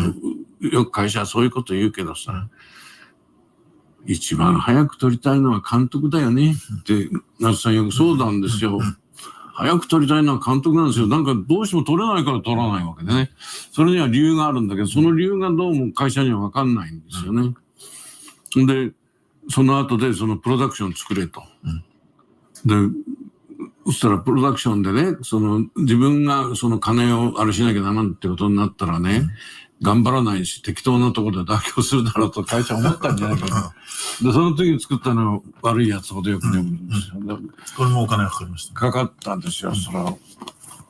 That's when I was talking about Bad Sleepwell. That's the Shakespeare. The other Shakespeare, I should say. Wait, the other Shakespeare. Yeah, well. Not Rand. No. Not Throne of Blood. No. This one's Hamlet, kid. This one's Hamlet. That's why it's different. I'd like yum, delicious ham. I like the idea of like studio executives though being so kind of stupid that like they don't understand that like weather could be different in two different places. They're like, it's sunny here. You're just making this up. Rain? You're clearly BSing us. Yeah. It is also astounding that they called it Toho Scope, and it's like, yeah, the only reason anyone cares about your technology is what's on it. Like this dude, like, and there's like, no, it's Toho Scope. I'm like, cool, but like he's like 1 foot out the door, so that's kind of. They still did distribution. Okay. They still did distribution. Sure they did. So he still needed them for that, so he kept calling it Toho Scope. But I love that explanation of like, well, and they thought that like if it was under my own, basically under my own bank account that it'd be easier to rein in. Nope. Not at all. Not even a little bit. Why you think that? Why would you think that? How do you not know who this guy is? Yeah. Well, it's kind of everybody. I feel like in like the Japanese studio system, kind of is treating everybody else like a child. It's like, Kurosawa's like a bad child. We must punish him and make him pay for his own movie, and then he'll come crawling back to us. That's what happened to Suzuki, because Seijun Suzuki did Branded to Kill, and it was a complete flop. And he did not get hired as a director for 10 years. And of course, he comes back with a movie that is just as batshit and on brand as his other stuff, and I love every minute of it. And when you describe it, it doesn't sound insane at all because it's just about a golfer who's being hired as a model. It's his hands, kid. Listen, he's a model, but also he golfs. It's gonna be a picture you won't believe, kid. It becomes like Bo is Afraid, but we got this guy Suzuki. He likes colors. It's gonna be aces. He likes when his main character sings a theme song. Look, you ever seen a protagonist that sings his own theme song? Well, now you will, kid. All right, so I have one more. What does he do after this? Yojimbo, right? Is that the one that's like? Yeah, I think so. Well, no. So he does the one you were talking about, the Hamlet one. Oh no, I just told. I'm right, the Hamlet, right. I haven't seen that one, but. Within 3 years, he does Yojimbo, which is like the most, the highest grossing fucking movie that they've had like in that process. It's kind of interesting. I think that Kurosawa, a lot of the people most inspired by him are like international, right? Like people in like New Hollywood. I mean, like George Lucas or like Sergio Leone, doing stuff like spaghetti westerns. Like a lot of the reason he's put on this giant pedestal, I think, is his international, like global appeal. Well, and he kind of leaned into that because we did High and Low in '63. I mean, that's more or less like one of the best crime procedurals you'll ever see. Because he was just like, I don't just do like swords and samurais. Like I do other stuff too. I mean, and like very well crafted. Like all Kurosawa movies. But like Soderbergh tried to remake it last year, and as a miniseries, and it was. I didn't like it that much. It started off good enough, but I'm like, why would you remake High and Low? It's fine. Like, you don't need to remake that. I mean, there's a remake of Hidden Fortress. Of course, there is. Everybody's gonna remake it's in everything. Space. no, but that Japanese it's called War Stars. Is there Yeah, I've Oh, not is there? watched it. I Okay. kind of want to because I'm like curious how they screwed it up. I'm not. I've seen scenes from this. I haven't seen the entire movie. I'm sure Andy has, but Kurosawa's first movie with Toshiro Mifune and with Takashi Shimura, like starring together, is Drunken Angel, and you know he's it's like the Yakuza movie where Takashi Shimura is like it's been a while. A doctor that's been hired to take care of like a Yakuza gangster, and that's like his first. I feel like he had. It's like a noir.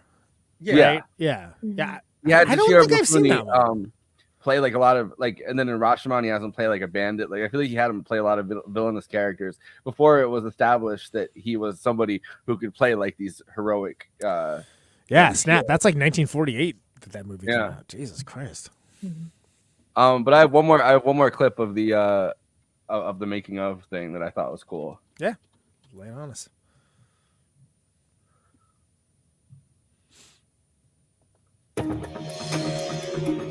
隠し砦の三悪人の名場面。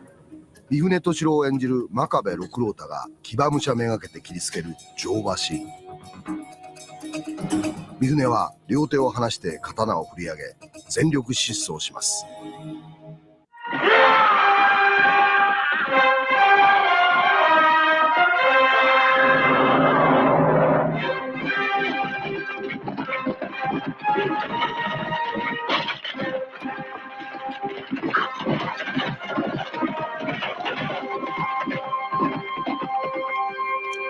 2人いつもいたんだから、予備っていうのがね、遠藤さん、やぶさめの遠藤茂先生が似てんのよね、顔も。三船敏郎のスタンドインで割った遠藤茂にスタンバイしてもらいますが、三船さんは自分一人で馬の蔵を締め直します。けど三船ちゃんがもういい、もうやっちゃうなんて言って、いやもうこれですからね。三船ちゃんいつの間に覚えたのか知らないけれど、あれはね、なんかやっぱりなんか乗り方があるんですよ。それあるんでしょうけどね。いてなんかちょっとお目の白いものとかバーッと。裸でも乗れる。それで持ってもう全速力でなんか走ったりね。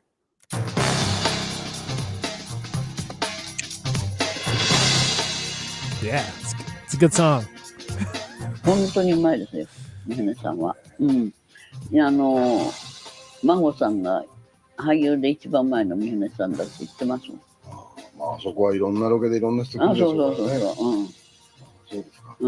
じゃあもう歴代昔から通して三船さんが一番前。三船さんが俳優の中じゃ一番前って言ってます。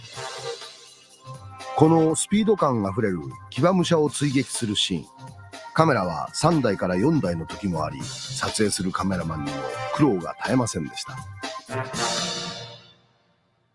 望遠のパンでスピード感を出したっていうのは、それはやっぱり世界で初めてだよね。だからそれはもう黒沢さんの場合にはもうね、世界で初めてっていうか、世界で初めての発想っていっぱいあるよね。で僕はそれはずっといろんなことで自分も経験してるから覚えてるけど、パンね、2キャメラで望遠のパンだから、普通だったら地面にこう置いてパンでしょ。パンって言い方おかしいかな。でもそれだって一番近いとこがこんなになっちゃうわけですよ。だから移動車引くんですよ。パンでもでここ来たら移動車引くわけですよ。こうそれであるこの大きさにするわけ。ね、で黒沢さんってずいぶん大っ嫌いだから全部マスターレンズでやるからね。望遠は望遠なんですよ。でズームだとこうやりゃいいんだけどさ、だから移動車なんですよ。だから移動車をこう敷いてこう手前来たことそれでまた奥行ったらこう、出るわけですよ。難しいわけ。それであれですよ。スポーツハイなんでしょ。要するに今は一眼で、まあその通り映るんだけど、当時はフィルムにはそう映らないわけだから、ターンして、それでスポーツハイだと脇のでパララックスってさ、遠くと近くがさ、こう違うわけですよ。それ勘でやるわけですよ、キャメラマンみんな。でその時に、1台は佐々さんだけど、1台はメインのキャメラがさ、山崎さんと一緒だったんですよ。ね。それ撮ったわけですよ。一日こうやってパンしてね、うわーわーわーって皆さんもうわーってやってね、撮ったわけ。それさ、全然さ、なんかどういうことになったんでしょう。10日ぐらい経ったらね、また同じことやってんですよ。で僕ら知らないよ。でどうしたんですかって言ったらね、尻尾しか入ってなかった。山崎さんのキャメラがね、尻尾しか入ってなかったとかね。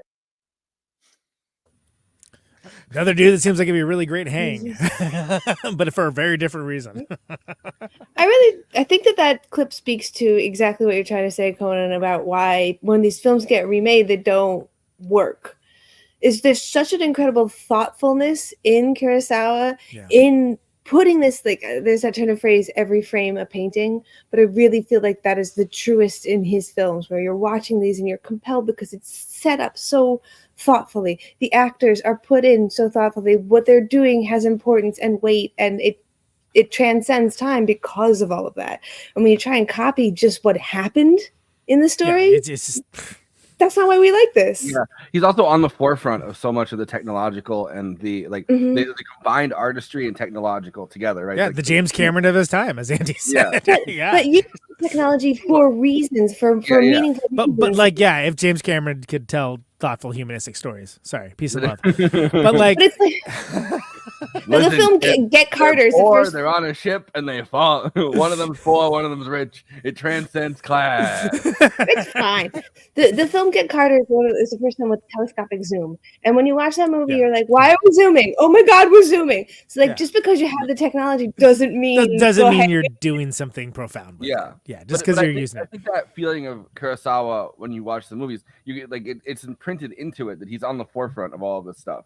He's on the forefront of this level of artistry. He's on the forefront of combining like a love of painting and a love of film, like so that you're seeing like almost like a painting in front of you, right? Like as corny as I guess kind of is to say that every shot of painting thing, like it's been attributed so many times to like the Kurosawa films, but it really is. But it's very true, and none so much as this because the use of anamorphic lenses and Toho Vision widescreen, aka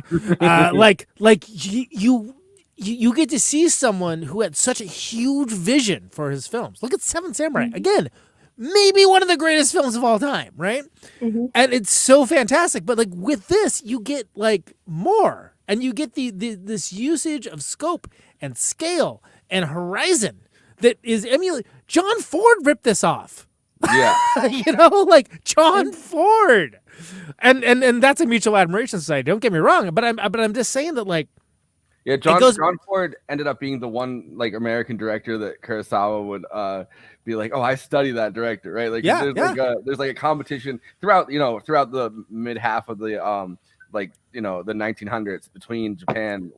Once Japan ended, like got into their post-war phase, right? Like there's a heavy competition in the latter half of the of the century between Japan and the United States, and the first half of the century too, actually, for very different reasons. But that kind of like level of like back and forth, right? Like someone like Kurosawa might not necessarily be like, oh, I watched all these American directors and have gotten so much inspiration. But John Ford is the one director. He's like, people have asked him, what did you study? Like, what painters did you study? What filmmakers did you study? And he's like, I studied John Ford. Because John Ford put forth incredible vistas and visuals, just like Kurosawa did. So that's what he was. Which again goes back. That goes back to like what I forgot what we're talking about. We're talking about how like Charlie Chaplin movies are like popular in non-English speaking countries because like it gets over in a way that like you can't with like pretty language and.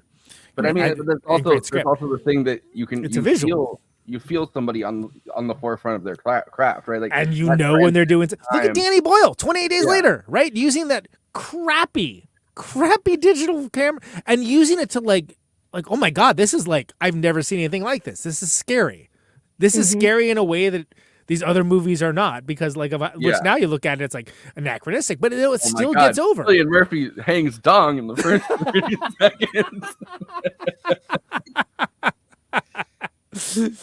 But it's very a lot of these directors for whom they get told like every frame is a painting are former artists or contemporary illustrators. Like Miyazaki's another version of that. Sure, yeah. I mean, Kubrick, by the way, I think you could use some parallels in Kubrick and Kurosawa as well. With that meticulousness. You see a lot of the paintings that Kurosawa did, like they've saved a lot of them, and it's such artistry that he puts into all the stuff, and each drawing that he does for each of his characters, like the artistry is incredible. You can really tell, like watching even Rand when his fucking eyes were gone, like his eyes were out, he could not see shit. That fucking thing. Number one, the widescreen, the Toho Vision in that era of stuff, right? When he's fucking walking through the crowd of like bodies and everything, and Yeah. all the colors are there, and it's so vivid. Like you can really just see how painting is something that Kurosawa came to film through, even with no vision. Which, I mean, Jesus Christ, like if there isn't like some kind of fucking dramatic irony in the world, right? To the forefront of visual artists vision at some point in their career. Well, and he is just that, an artist. Yeah, and he also has like this crew which can see his vision of the paintings. Yeah. That can actually get it executed, so he can focus on other things like the actors' performances. Mm-hmm. It's like storyboarding ahead of time. I mean, I guess that's why comic books are so keen for movies right now. Is like, oh shit, it's already storyboarded for you. Yeah, that movie Noah. That's great, kid. We don't have to do anything. We already got a storyboard. They love Unless it's Alan Moore, then fuck it, just do whatever you want. Yeah, it's better than a wrestling picture. Let me tell you. When Darren Aronofsky did Noah, he actually hired that. Yeah, I know. Yeah. But the only thing about the movie that's really interesting is he actually hired a comic book artist to basically make a comic book for it, which that was in his pitch to the studio. Was cool. This, and the comic is gorgeous. So like, I don't know if it's collected anywhere. I've just seen random pictures of it, random pages online. But it is absolutely beautiful, and almost makes me want to watch that movie. I still don't want to watch it. The thing with Kurosawa, right, is that it's that in one person, like the ability to storyboard things and to paint that way, and to visualize every shot ahead of time, and to direct it, and to direct these performances out of the actors, like all of that in one person. Mm-hmm. Yeah, and isn't he? So he's drawing. Is he drawing the costumes too? Yeah, he would draw each. He would. I'll find examples of it. It's why some of his critics said he was almost as imperialist as some of his characters too. So, sorry, you went late there for a second. I was gonna say, I assume we're doing an after party. So when we do the after party, between shows, I'll grab a couple of the storyboards that Kurosawa did. Oh, okay.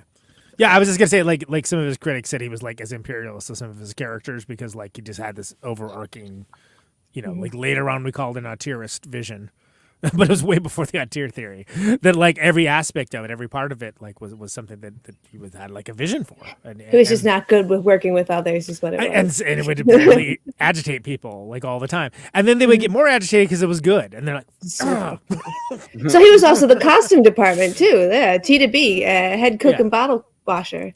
Right. So like, some people would get mad at him because it was good too, just not because he was being bossy. Well, how dare he also be awesome? Why that would you can see why that would break somebody like Toshiro Mifune, who's kind of like a James Dean type figure in Japan, right? Like this incredible like artistic kind of force, but at the same time is like constantly rebelling against the people that put rules in front of him. You can see why the fact that Kurosawa is the person that he had the most like iconic movie career with is also the person that's like the bossiest. So you can see why he would get drunk and be like, "Fuck you," and like throw shit on his lawn. But then also like say something incredibly profound and like thoughtful about him at the same time. Yeah, like it's inside your two wolves. Sure. Basically screaming, "You're not my dad." Right. Exactly. But also, I love you like my dad. That's right. So listen, Letterboxd is a social media site for film lovers to talk with and to each other about the films that they love, maybe the films they didn't love, the films that all the Zoomers are thirst posting about Toshiro Mifune's thighs. So much thirst. Listen, kid, you want to talk about good chunks of meat? Toshiro Mifune, let me tell you. Delicious. With Toshiro Mifune, you get some yams with that meat, like. And of course, all these sentiments are best expressed, succinctly. Not the Siskel's and Eberts of the world, but everyone gets to have their say. They get to chime in, opine about the films that they love, and this is best expressed. You keep it short. You keep it more of a Rashomon rather than a Seven Samurai, but it's best expressed succinctly. These are the Letterboxd one-liners for Hidden Fortress. Let's roll them. God, I love a movie with two dumbass friends. Just a couple of idiots messing stuff up throughout the film. Big fan of that. there's like the added side of them being also just greedy idiots. Like, you know what I mean? Like, I feel like that adds a layer to it, where it's like every time there's the slightest inconvenience or like the slightest obstacle, they're like, we got to take off with the gold. Right. Yeah. I do have to admit, like, I kept seeing different pairs in other films that these guys reminded me of. I was like, oh, the brownies from Willow, oh, Lenny and sure. Squiggy, like, oh, just transcendently hilarious characters. That's right. I think that the R2D2 C3PO thing, it's used to like a cool effect. In that they're just kind of hanging, right? Like there's no ulterior motive necessarily that like besides like don't die that like a C3PO has. Like a C3PO, like if he goes somewhere else, he doesn't have like there's no alternative vision for him besides just like kind of moving forward with R2D2 and being his translator. It's drained of the self-interest that is in this film. They're just I think that make works. it through the day. I think that works better in Star Wars, but also Han Solo kind of just has the self-interest. Like it's like they split those two characters into two different things. Absolutely. Add Neil Patrick Harris, and this 100% could be a Harold and Kumar movie. It does have like a hang vibe to it. Yeah, I just wish he showed up on a cougar. And that scene was cut. The studio cut it. Okay. I'm just trying to think of like the Japanese burger equivalent. Like, man, we just want to use this gold to buy a bunch of burgers. Like, yeah, we'll have to workshop that with Wagyu beef. I didn't realize booty shorts were so popular in men's fashion in medieval Japan. Just Kurosawa milks the fuck out of those thighs. He's like, and the Princess Yuki character has like a nice ass as well. And there's like this one scene where he shoots them from behind, and both of their like thighs are up in the air, and it's like he's going to town on this. Right. Yeah. You're gonna fight with a spear and have that much open thigh, but fine. Why not? Look, we talk about sexism on this show. Why is it any different, right? It was equal opportunity objectification, and I appreciated that. I wonder if he made them stretch. Like, I feel like he definitely made them stretch on set beforehand. Like, this is gonna be a big day. Why don't you do some stretches? Do some squats before we hit roll. This way I get some good shots of your thighs. Well, because you want to have like all the muscles of your body. You want to have the pump, right? Like, that's right. If we learned nothing from pumping iron. Yeah, leg day on set must have been crazy. Every day was leg day. Sorry. Fun movie about two dumbasses trying to survive during a war. All Quiet on the Eastern Front. I was gonna say there's a lot of movies. I feel like that was 1917, also, at least for most of it. But But I mean, you even have it in like movies later on, like Ran, that he does. Like you have like these images of like two giant armies fighting each other, and then just like two dudes just kind of, or like a couple dudes just like walking through the army, chilling. being like, don't kill us, don't kill us, don't kill us. We're not fighting for any side. We're just trying to get from point A to point B, man. Yeah. I wasn't even supposed to be here today, kind of. Exactly. Yeah. It's a clerksification of it. How did you really took Clerks from Kurosawa? How do I get eyebrows like the princess? I need a YouTube tutorial. Well, Andy has got you covered. Starting at the end, it's on our Discord. No, there's no way that there isn't like some fucking crazy weebo guy that's like really into Japan. That's like, let me tell you how to do the perfect the perfect eyebrows of a Japanese princess. Yeah, dude, follow me on TikTok and yeah, exactly.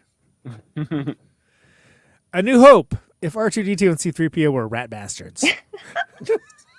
I love that they bring in the term, which like I love this word in general, but like they use it in Star Wars too. They use the word scum. Like they describe fucking, well they describe like they're like, never has there been such a hub of scum and villainy. And in this you have the scene with Rhoda and the two peasants calling each other scum. Yeah. Like you're also scum just like shitworm. Shitworm is good too. Yeah. Shitworm's great. I think I want to add that to my lexicon. It's not a bad word to add in. Yeah, you're right. No. Very evocative. Everyone points out the C3PO and R2D2 similarities, but no one ever mentioned that these versions are dumb as shit. they just want the gold. Like, I don't know. Yeah, they're not saying they're in Mensa. Yeah. What's he need gold for? This is the best Star Wars movie. Yes. True. Hard to argue with. Kurosawa's Hangout movie. Also true. Also true. Yeah, very true. Not in a bad way at all. Anyway, those are the Letterboxd one-liners for Hidden Fortress. Please follow the show Movie Night Extra, our HQ account. We're posting up stories, all the episodes that we cover on this show, as well as plenty of great stuff from the archives. You can also follow the Hidden Forest at Always Wacko. I can't see the forest for the trees. This aka Stupid Peasants. He's logging the stuff that we do in the show and occasionally doing other stuff as well. I am at Conan Neutron, the Thigh Master Samurai. You're welcome. And I am doing the highbrow, the midbrow, the populist fare. Follow me along for the Criterion Challenge as well as the Film School Dropouts Challenge as well. Thigh Master Samurai just reminds me of the sad like Tom Cruise Last Samurai thing, and I just imagine Tom Cruise doing stretches in front of a bunch of Japanese gentlemen, like severe looking Japanese gentlemen, being like, "Yeah, well, what do you guys think of these thighs?" You know, they made me one of them. J. Andrew Firefest World is calling people shitworm from now on. You can follow him on Letterboxd to see how long he sticks with that. He is watching all the weirdest stuff, so you don't have to, or maybe so you can. He's doing it either way. Lots of Doctor Who episodes. Lots and lots of them. If you need to know which Doctor Who episodes are good. Yeah. I mean, there's a Roku channel that literally is just old Doctor Who episodes, and I'll throw them on now and again. Yeah, they're all on, I'm watching them on Tubi. There you go. So I'm actually going in order, which is actually kind of fun. You know what I like about Tubi? Rhymes with boobies. True. KT Baldassaro, Her Royal Highness, is doing at movie runtime. This is a great shtick, conceit, concept that she is posting all the reviews for that on her Letterboxd account, which if you do not associate with TikTok, then you can still engage with that content. Exactly. It's good stuff. This has to be the longest movie you've done on it, right? Yes, easily. And Google tricked me into doing it 20 minutes longer than I had intended, but still, it was very doable. I burned the equivalent of 5 pieces of cheesecake. Oh, wow. Nice. That's 2.5 cheeseburgers. That's quite a unit of measurement. Yeah, I was gonna say who measures things, and like is this like the fucking 1930s? Girl, we're gonna teach you how to get rid of 5 kinds of cheesecake in this latest treadmill session. That's like one of those. I did a 10K. I mean, like one of those gives you the footage where they have like the dude who's in there shaking the fat around. See that machine that I never understood what it was for. It's literally just like shaking the fat around. Just to remind you, hey, don't stop working out. You're kind of chubby. No, I'm mostly doing it not to lose weight, but to kind of regain just any kind of base level of fitness. So just to trick myself into working out while having fun and watching movies exactly like this. There you go. And now it's one last thing we need to cover on the plugs with J. Andrew Firefest World. Please take it away with the plugs. All right. Right now you can follow what. Wait, I'm sorry. My take 2. My apologies. This isn't live, right? Everybody back to 1. No, I somehow like my all my slides on my this thing got like completely messed up and they're completely out of order, and I've been trying to like reorganize them and it's not working. So bear with me, folks here. But we always do.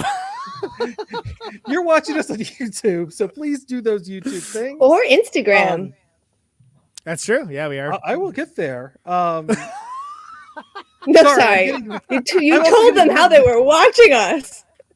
That's not necessarily true. But yeah, if you're on YouTube right now, do the YouTube things like, comment, subscribe, hit that bell, and of course, the big ask is to watch the video to the end of the video. That allows other movie fans to find our content, and that also allows you to hear that great Conan Neutron song.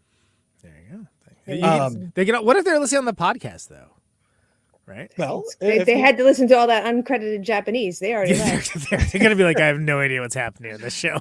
Yeah, I mean, if you're listening to us on the podcast, find us on whatever system you get your podcast from, and give us a review. Give us 5 stars. We would greatly appreciate that. I used to try to, KT, I used to try to, when we had like a foreign movie, I would try to summarize what was said in the clips.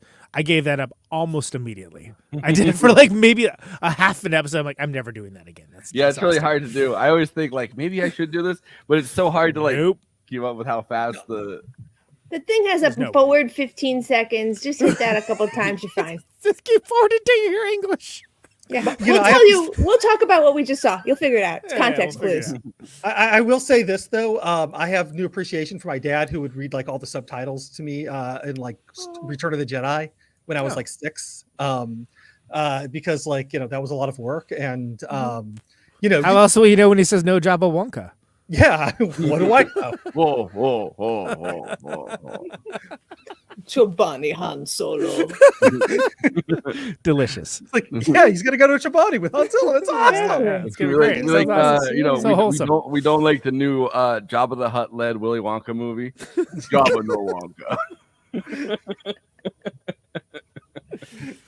I hear it's a musical too, by the way, which is like, wow, I already didn't want to see it. Oompa loompa dee-doo. You're like, this is. Suddenly I thought we were talking about Mean Girls. I'm like, wait, there's more secret musicals? What are they trying to screw you and me specifically, Conan? We said no musicals. It's absolutely exhausting. Look, kid, people don't go see musicals anymore. The only way you can make them go see musicals is if you hide the fact it's a musical. Musicals are the new vegetable. Hide it in the dish. Look, kid, no one wants to eat vegetables, and no one electively wants to see a musical. You gotta hide it. It's like a dog where you give them a pill. Put it in some cheese. Stick it up under my lip. Delicious. If you're watching us over on Twitch, please do the Twitch thing. Throw us a sub.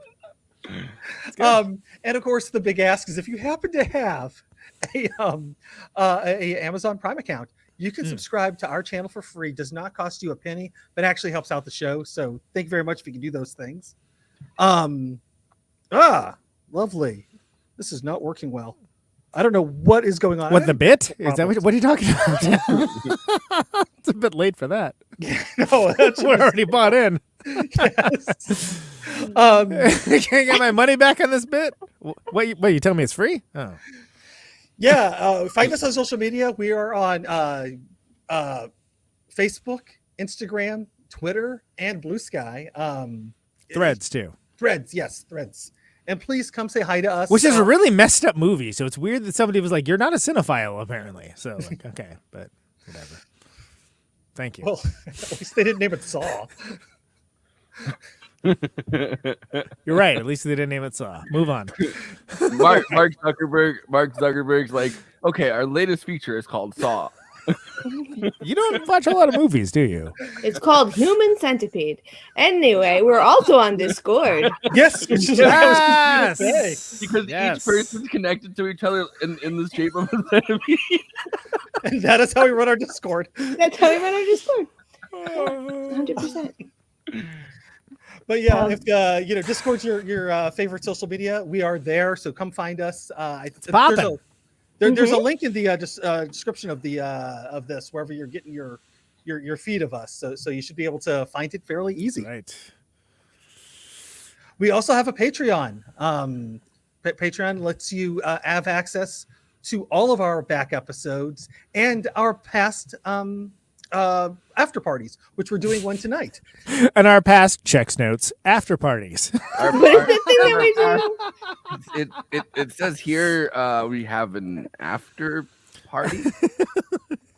It looks like a film day party extra that happens after the main show, I guess. And it says here it's forever. Yeah, exactly. After party. Remember we did that bit? Jesus Christ. So it's like after party forever. It says in my notes that we have this after party, and it's for. I did not sign up for this. It's forever? Jesus. I got a limited time here. But yeah, no, you clearly not. I'm on this show. Go ahead. But yeah, if you want to help us out, that's a great way to go and support us and get extra content. So go, please find us on Patreon. And of course, Conan's up there. Yes. He's repping Protonic Reversal. He just had on past guest Gerald Gasali. That's right, of the Mighty Devo. Correct. Yeah, that was awesome, and it was a lot of great discussion there.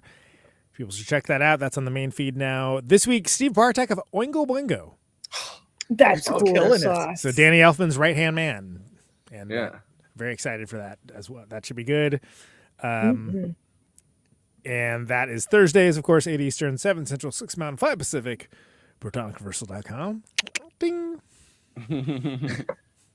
And of course, if you enjoy the music that you hear on the show and you want to get and sign up for the Patreon, $1 a month. I'm fucking unemployed. I mean, more so than I was before. Welcome to the club, sir. Yeah. So, Protonic is going to go back to 2 episodes a week starting next week. So more on that soon. But yeah, sign up $1 a month. Can't beat it. If you can beat that, show it to me. Because it's $1 a month. It's like right now it's 25 cents per episode, and it's gonna be 12.5 cents per episode for the next couple of months. So like for the next couple months, it's going to be 12.5 cents an episode. The American people are sick and tired of Patreons that they pay all this money for, and they only get a couple episodes. From a marketing standpoint, you should say that it's still 25 an episode, but you get one free. So you buy one, you get one free. This one's on me, kid.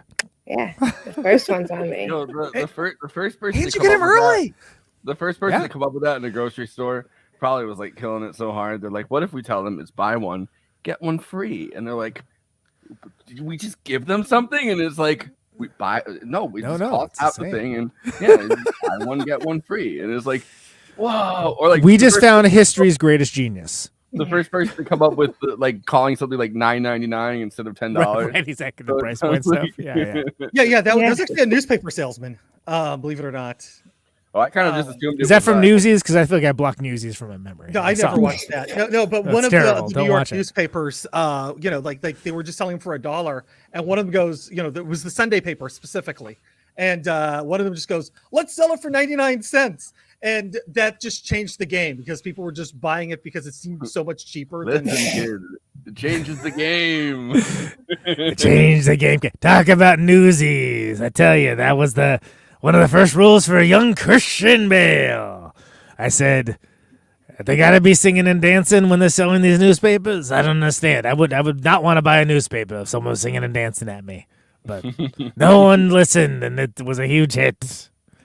I think it was a total bomb. Never mind. I was thinking of a different film. Uncle Alligator's tired. So please, Protonic Reversal, $1 a month Patreon, and then 39% on Rotten Tomatoes. $39.99. And of course, neutronfriends.bandcamp.com for music if you want to support Conan that way and get some great tunes. I mean, they rock. I agree. Thank you. Yeah. It's my passion and apparently my livelihood. So yeah, go buy early and buy often. Fantastic. Well, see, be like the letter hack. Just listen to Wild Antics and the show's theme songs. Maybe honestly, I guess I got time to put out that record. So there you go. It's a featured video from Mark Borchardt, friend of the show. So if you like seeing your music in video form for some reason, which people seem to do, I don't know. And I know also just like stay tuned for tour dates, but that's not anytime soon. Stay tuned for tour dates, and we're going to start talking about Caterwaul tomorrow. Yes, Caterwaul announcements. That's exciting. Mm-hmm. We also probably should make the announcement about next week's show. We got the Billy Gould. Billy Gould of Faith No More. It's coming on for Fitzcarraldo, and that's so cool.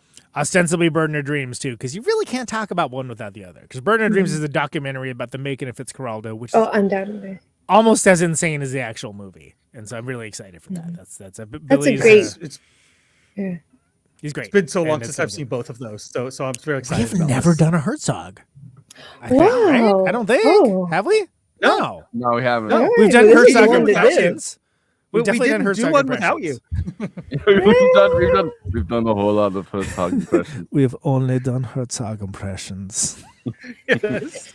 And I mean, of course, too, Herzog just did a Star Wars. He did. Yes, he I did. want to see the baby. Show me the baby. This is the darker kind of Star Wars. I do a Star Wars, and then everyone comes through, and there's no necessarily like a Jedi, like big name stars necessarily, but I just do what the scripts tell me. The cold, inhospitable nature of space. It is lonely. It is fruitless. It is pointless. Yet still they soldier on. Give that man an Emmy. Nope, Secession's. So it's all going to go to Secession. Nope. B for Succession. That's it. Yeah. Okay. Or the only bear. only if it's a allowable comedy. enemies. Yeah, exactly. Better call who? No. We're not picking up our phone once today. Sorry. Has Sorry, that show been Saul. on for a while? A couple of years, right? I don't know. It's 6 seasons. Yeah. 6 seasons in a movie. 1, 2, 6 seasons. 58 nominations, no wins. It's gotta No go- wins. It's got to go Community. It's got to have 6 seasons in a movie. Exactly. Yes. That's right. That's right. Yeah, What's watch next, it win Andy? Best Picture. In a surprising turn of events, Better Call Saul, a television series, actually won Best Picture. A television series that's not on the air anymore. Christina, sadly is feeling under the weather tonight, but y'all can still support her. Check out her Twitch channel, and of course, go support her on Patreon. So just Cosmopolitics on all the social media. So go find her there, support her, and tell her to feel better because we did miss her tonight. That's right. She'll be here next week though, because we're following up the Fitzcarraldo Burden of Dreams episode with our Oscars announcements, which is going to be all of the episodes we're doing for Oscar season, and kind of give you a glimpse of the coverage you're going to see, just like last year. So me and her are going to cover that, or if she's not feeling well, I guess it'll just be me. And then I want you to get a wig and do some puppetry. I'll get up to it. I'll play both roles in a surprising turn of Lipstick, events. two googly eyes. Yeah, it's just like that episode of South Park with Jennifer Lopez. Lopez. That's exactly what I was going for. Thanks, guys. No, we've been working really hard to produce the Oscar season coverage, and we're looking forward to unraveling it, and revealing to people in a very interesting and cool way that's hopefully will drive some more participation as well this year, as well as conversation. And probably no maestro. Participation. Much to everybody's relief.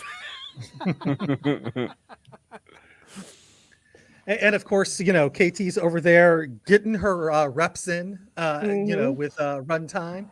And of course, check out Starwell Foundation. Yes, Starwell Foundation. The season is full over, so you can, listen to the whole thing. If you're the kind of person who's like, I don't like cliffhangers, I'm gonna binge it all. It's available. I'm gonna binge it. Binge it. It's so much fun. It's really fun. You can't just start me on the binge and not let me finish, man. Yeah. I got the needs. And then other than that, you can also catch my What If I Don't Like It podcast, which is where we take someone on and we get them to engage in a movie they haven't seen but they thought they might not like in a genre or with an actor or something that they don't typically like. Give them some context. Try and see if we can find an exception to that rule. And then we see if we succeed. The last episode just came out yesterday. If it goes well, you should expand it out and make people try like experiences they've never tried. So like everything from like skydiving, you try to convince somebody to do skydiving, to try to convince somebody to like try, like sushi or something for the first time. And you just ramp it up every episode. So it's like some people are like, well, I've never jumped out of a plane. And you're like, do it. Jump out of that plane. Get the do the thing where you do the parachute off Mount Tom. Like that'd be a great episode. If any of y'all want to try flying trapeze, I'm also your person. I'll get you up there. We'll get you out on that hanging by your knees. It's wonderful. This last episode that came out yesterday was about Raiders of the Lost Ark. I had a friend who had just not ever seen any Indiana Jones and was a little scared. So we watched that first one together and we talked about it. And then at the end, I was like, get out of this. I made him stand on a submarine and go to Europe. He and I had so much to talk about. This episode goes a little long because it's a movie I love, and it's easy to talk about. I listened to it; it was good. Thank you. And tomorrow, Conan and I will be recording because my podcast is not live; it's edited, it's canned. We'll be recording his because he doesn't like romance movies. I don't like romance movies, which is what's hard. You gave me a challenge. I was like, no. Now he gets to see Nicolas Cage and his wife beater with the. We're gonna watch Moonstruck. Right. Yeah. Which I'm looking for. I never seen it, so I'm looking forward to that. Everyone thinks it's musicals. It's like, no, I just think most musicals are bad. I don't hate the form. I just think that like most of the ones that come up on the show aren't good. But I honestly really do not like, especially romantic comedies. I don't feel like they're neither romantic nor comedic usually. I talked about this with KT when I did my episode with her, but I saw Moonstruck in a classroom where they were teaching us how to do screenwriting. That blows my mind, by the way. And they used it as they used it as one of the examples of like a thing to do, like, for screenwriting. Yeah, it's impressively good because I also went into it. I was like, all right, AFI's top 10 best romance films. A lot of them are very, very old, which those movies always are hard for me because I feel like the women are not really. Sorry. Show that dame you mean business, huh? Let's go in there. Exactly. A lot of grabbing, a lot of that. But the few that are more contemporary are Annie Hall. Not the biggest Woody Allen fan. I like Annie Hall, but that's really tough to say right now because it's like. It's a good movie. It's fine. It's got its moments. In today's cancel filled culture. The other one is When Harry Met Sally, and we've both seen that one already, and that's usually the one that people go to where they're like, I don't like romance, but I do. It's fine. It's good. It Fine. didn't blow my mind or anything, but it's good. I get it. I get why people quote it. I went to Katz's Delicatessen. Nobody had an orgasm. I was very mad about that. I wonder if that was correlative or causative. Thank you, Sean. And then there's Moonstruck, and I watched which it I've never seen. Of course, I know what it is, but I've never seen it. So yeah, I have to say it's really impressive how much it still works and how heartwarming I found. I have this. I will literally be the judge of that, but okay. I will give you the hype session tomorrow, and we'll get you. Yeah, right. I'm excited though, because honestly, like in that format, there's very few movies I could think of that I like really love, and two of them are by Richard Linklater, which is Before Sunset and Before Sunrise, and like which blew my mind as far as. And I might give it up for In the Mood for Love too, for everybody's favorite but mine, One Car Why. But they're few and far between. I feel like they're exceptions to the rule, and I just feel like my main problem with this, I feel like it's a lazy genre. It's very formulaic often. It doesn't. And again, you want to hear more about this? You're gonna have to like listen to this episode of KT Show. This is pre shit for tomorrow. Sorry, But I got a lot of thoughts. Shocking, literally nobody. Good. And I'm excited. It's good. It's a good show. I've listened to every episode so far. So. Thank you so much. Yeah, we got 4 episodes out. You can get them on Spotify. You can get them on Apple. You can get them on YouTube. It's fun. It'll get you wherever you want it. KT, do you have some final thoughts about this, The Hidden Fortress?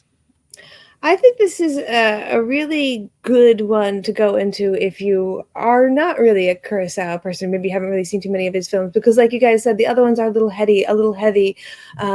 This one's really just very watchable. And then when you can see what we're talking about with regards to how compelling the imagery is and how really good the acting is when it's not even in the language that you speak, then you'll be able to sit down and watch the longer ones with the heavier meaning, with more going on, and you won't feel like it's work. You'll just be enjoying more and more of his stuff. For sure. Nice. Andy, you got some final thoughts? Yeah. This movie might be the first film that had a song in it, like a popular song, like at the Fire Festival, and then they revisit it later in the film and sing it in a minor key. I know it's a trope now, but people don't give Kurosawa credit for that. But that is in this film, and this might be the first example of it. Great. And then they have it again afterwards, where the guy's kind of just humming it. Yeah. It's Works great. though. Works. Every time somebody hears that song, they like change their mind towards the peasantry. Like, you know what? Maybe I've been too hard on everybody. But Conan, final thoughts. Yeah, this is a fantastic adventure movie. And while he might have made better films, for me, this is the most fun and probably the most watchable. And yes, it was an inspiration for Star Wars, the wipe transitions, the usage of widescreen, and Tahei and Matasushi basically being dirtbag version of C-3PO and R2-D2, narratively blundering and wandering through the tale. But telling the story by centering the characters with the lowest social standing. Very unique, cool, and worth celebrating. And you have the contrast of that with Toshiro Mifune as Makabe, who's a stoic. He's badass. It's, like I said, comically masculine, right? And giving representation for thigh lovers everywhere. And Princess Yuki, a newcomer to film, brilliant with her staunch seriousness and intensity, and such a great regal contrast with the bumbling dudes. So visually thrilling. The huge crowd shots are, I almost said crotch shots, would be different. Crowd shots are masterful, and both are really masterful. Yeah. I mean, with those shorts, you have to be masterful with your crotch shots. Let's give credit for credits too. It's the first of Kurosawa's, they call it Toho Vision features, meaning it was the first one made for the widescreen, which, boy, it is, because this movie rocks, and glad to be talking about it. All right. So we're going to hop on over to the after party. Excited to I have the clips of George Lucas talking about it. I'm going to play in the after party. And I found the screen grabbed set pieces that Kurosawa designed, like the pictures of them. So nice. We're gonna talk about those things over there in the after party.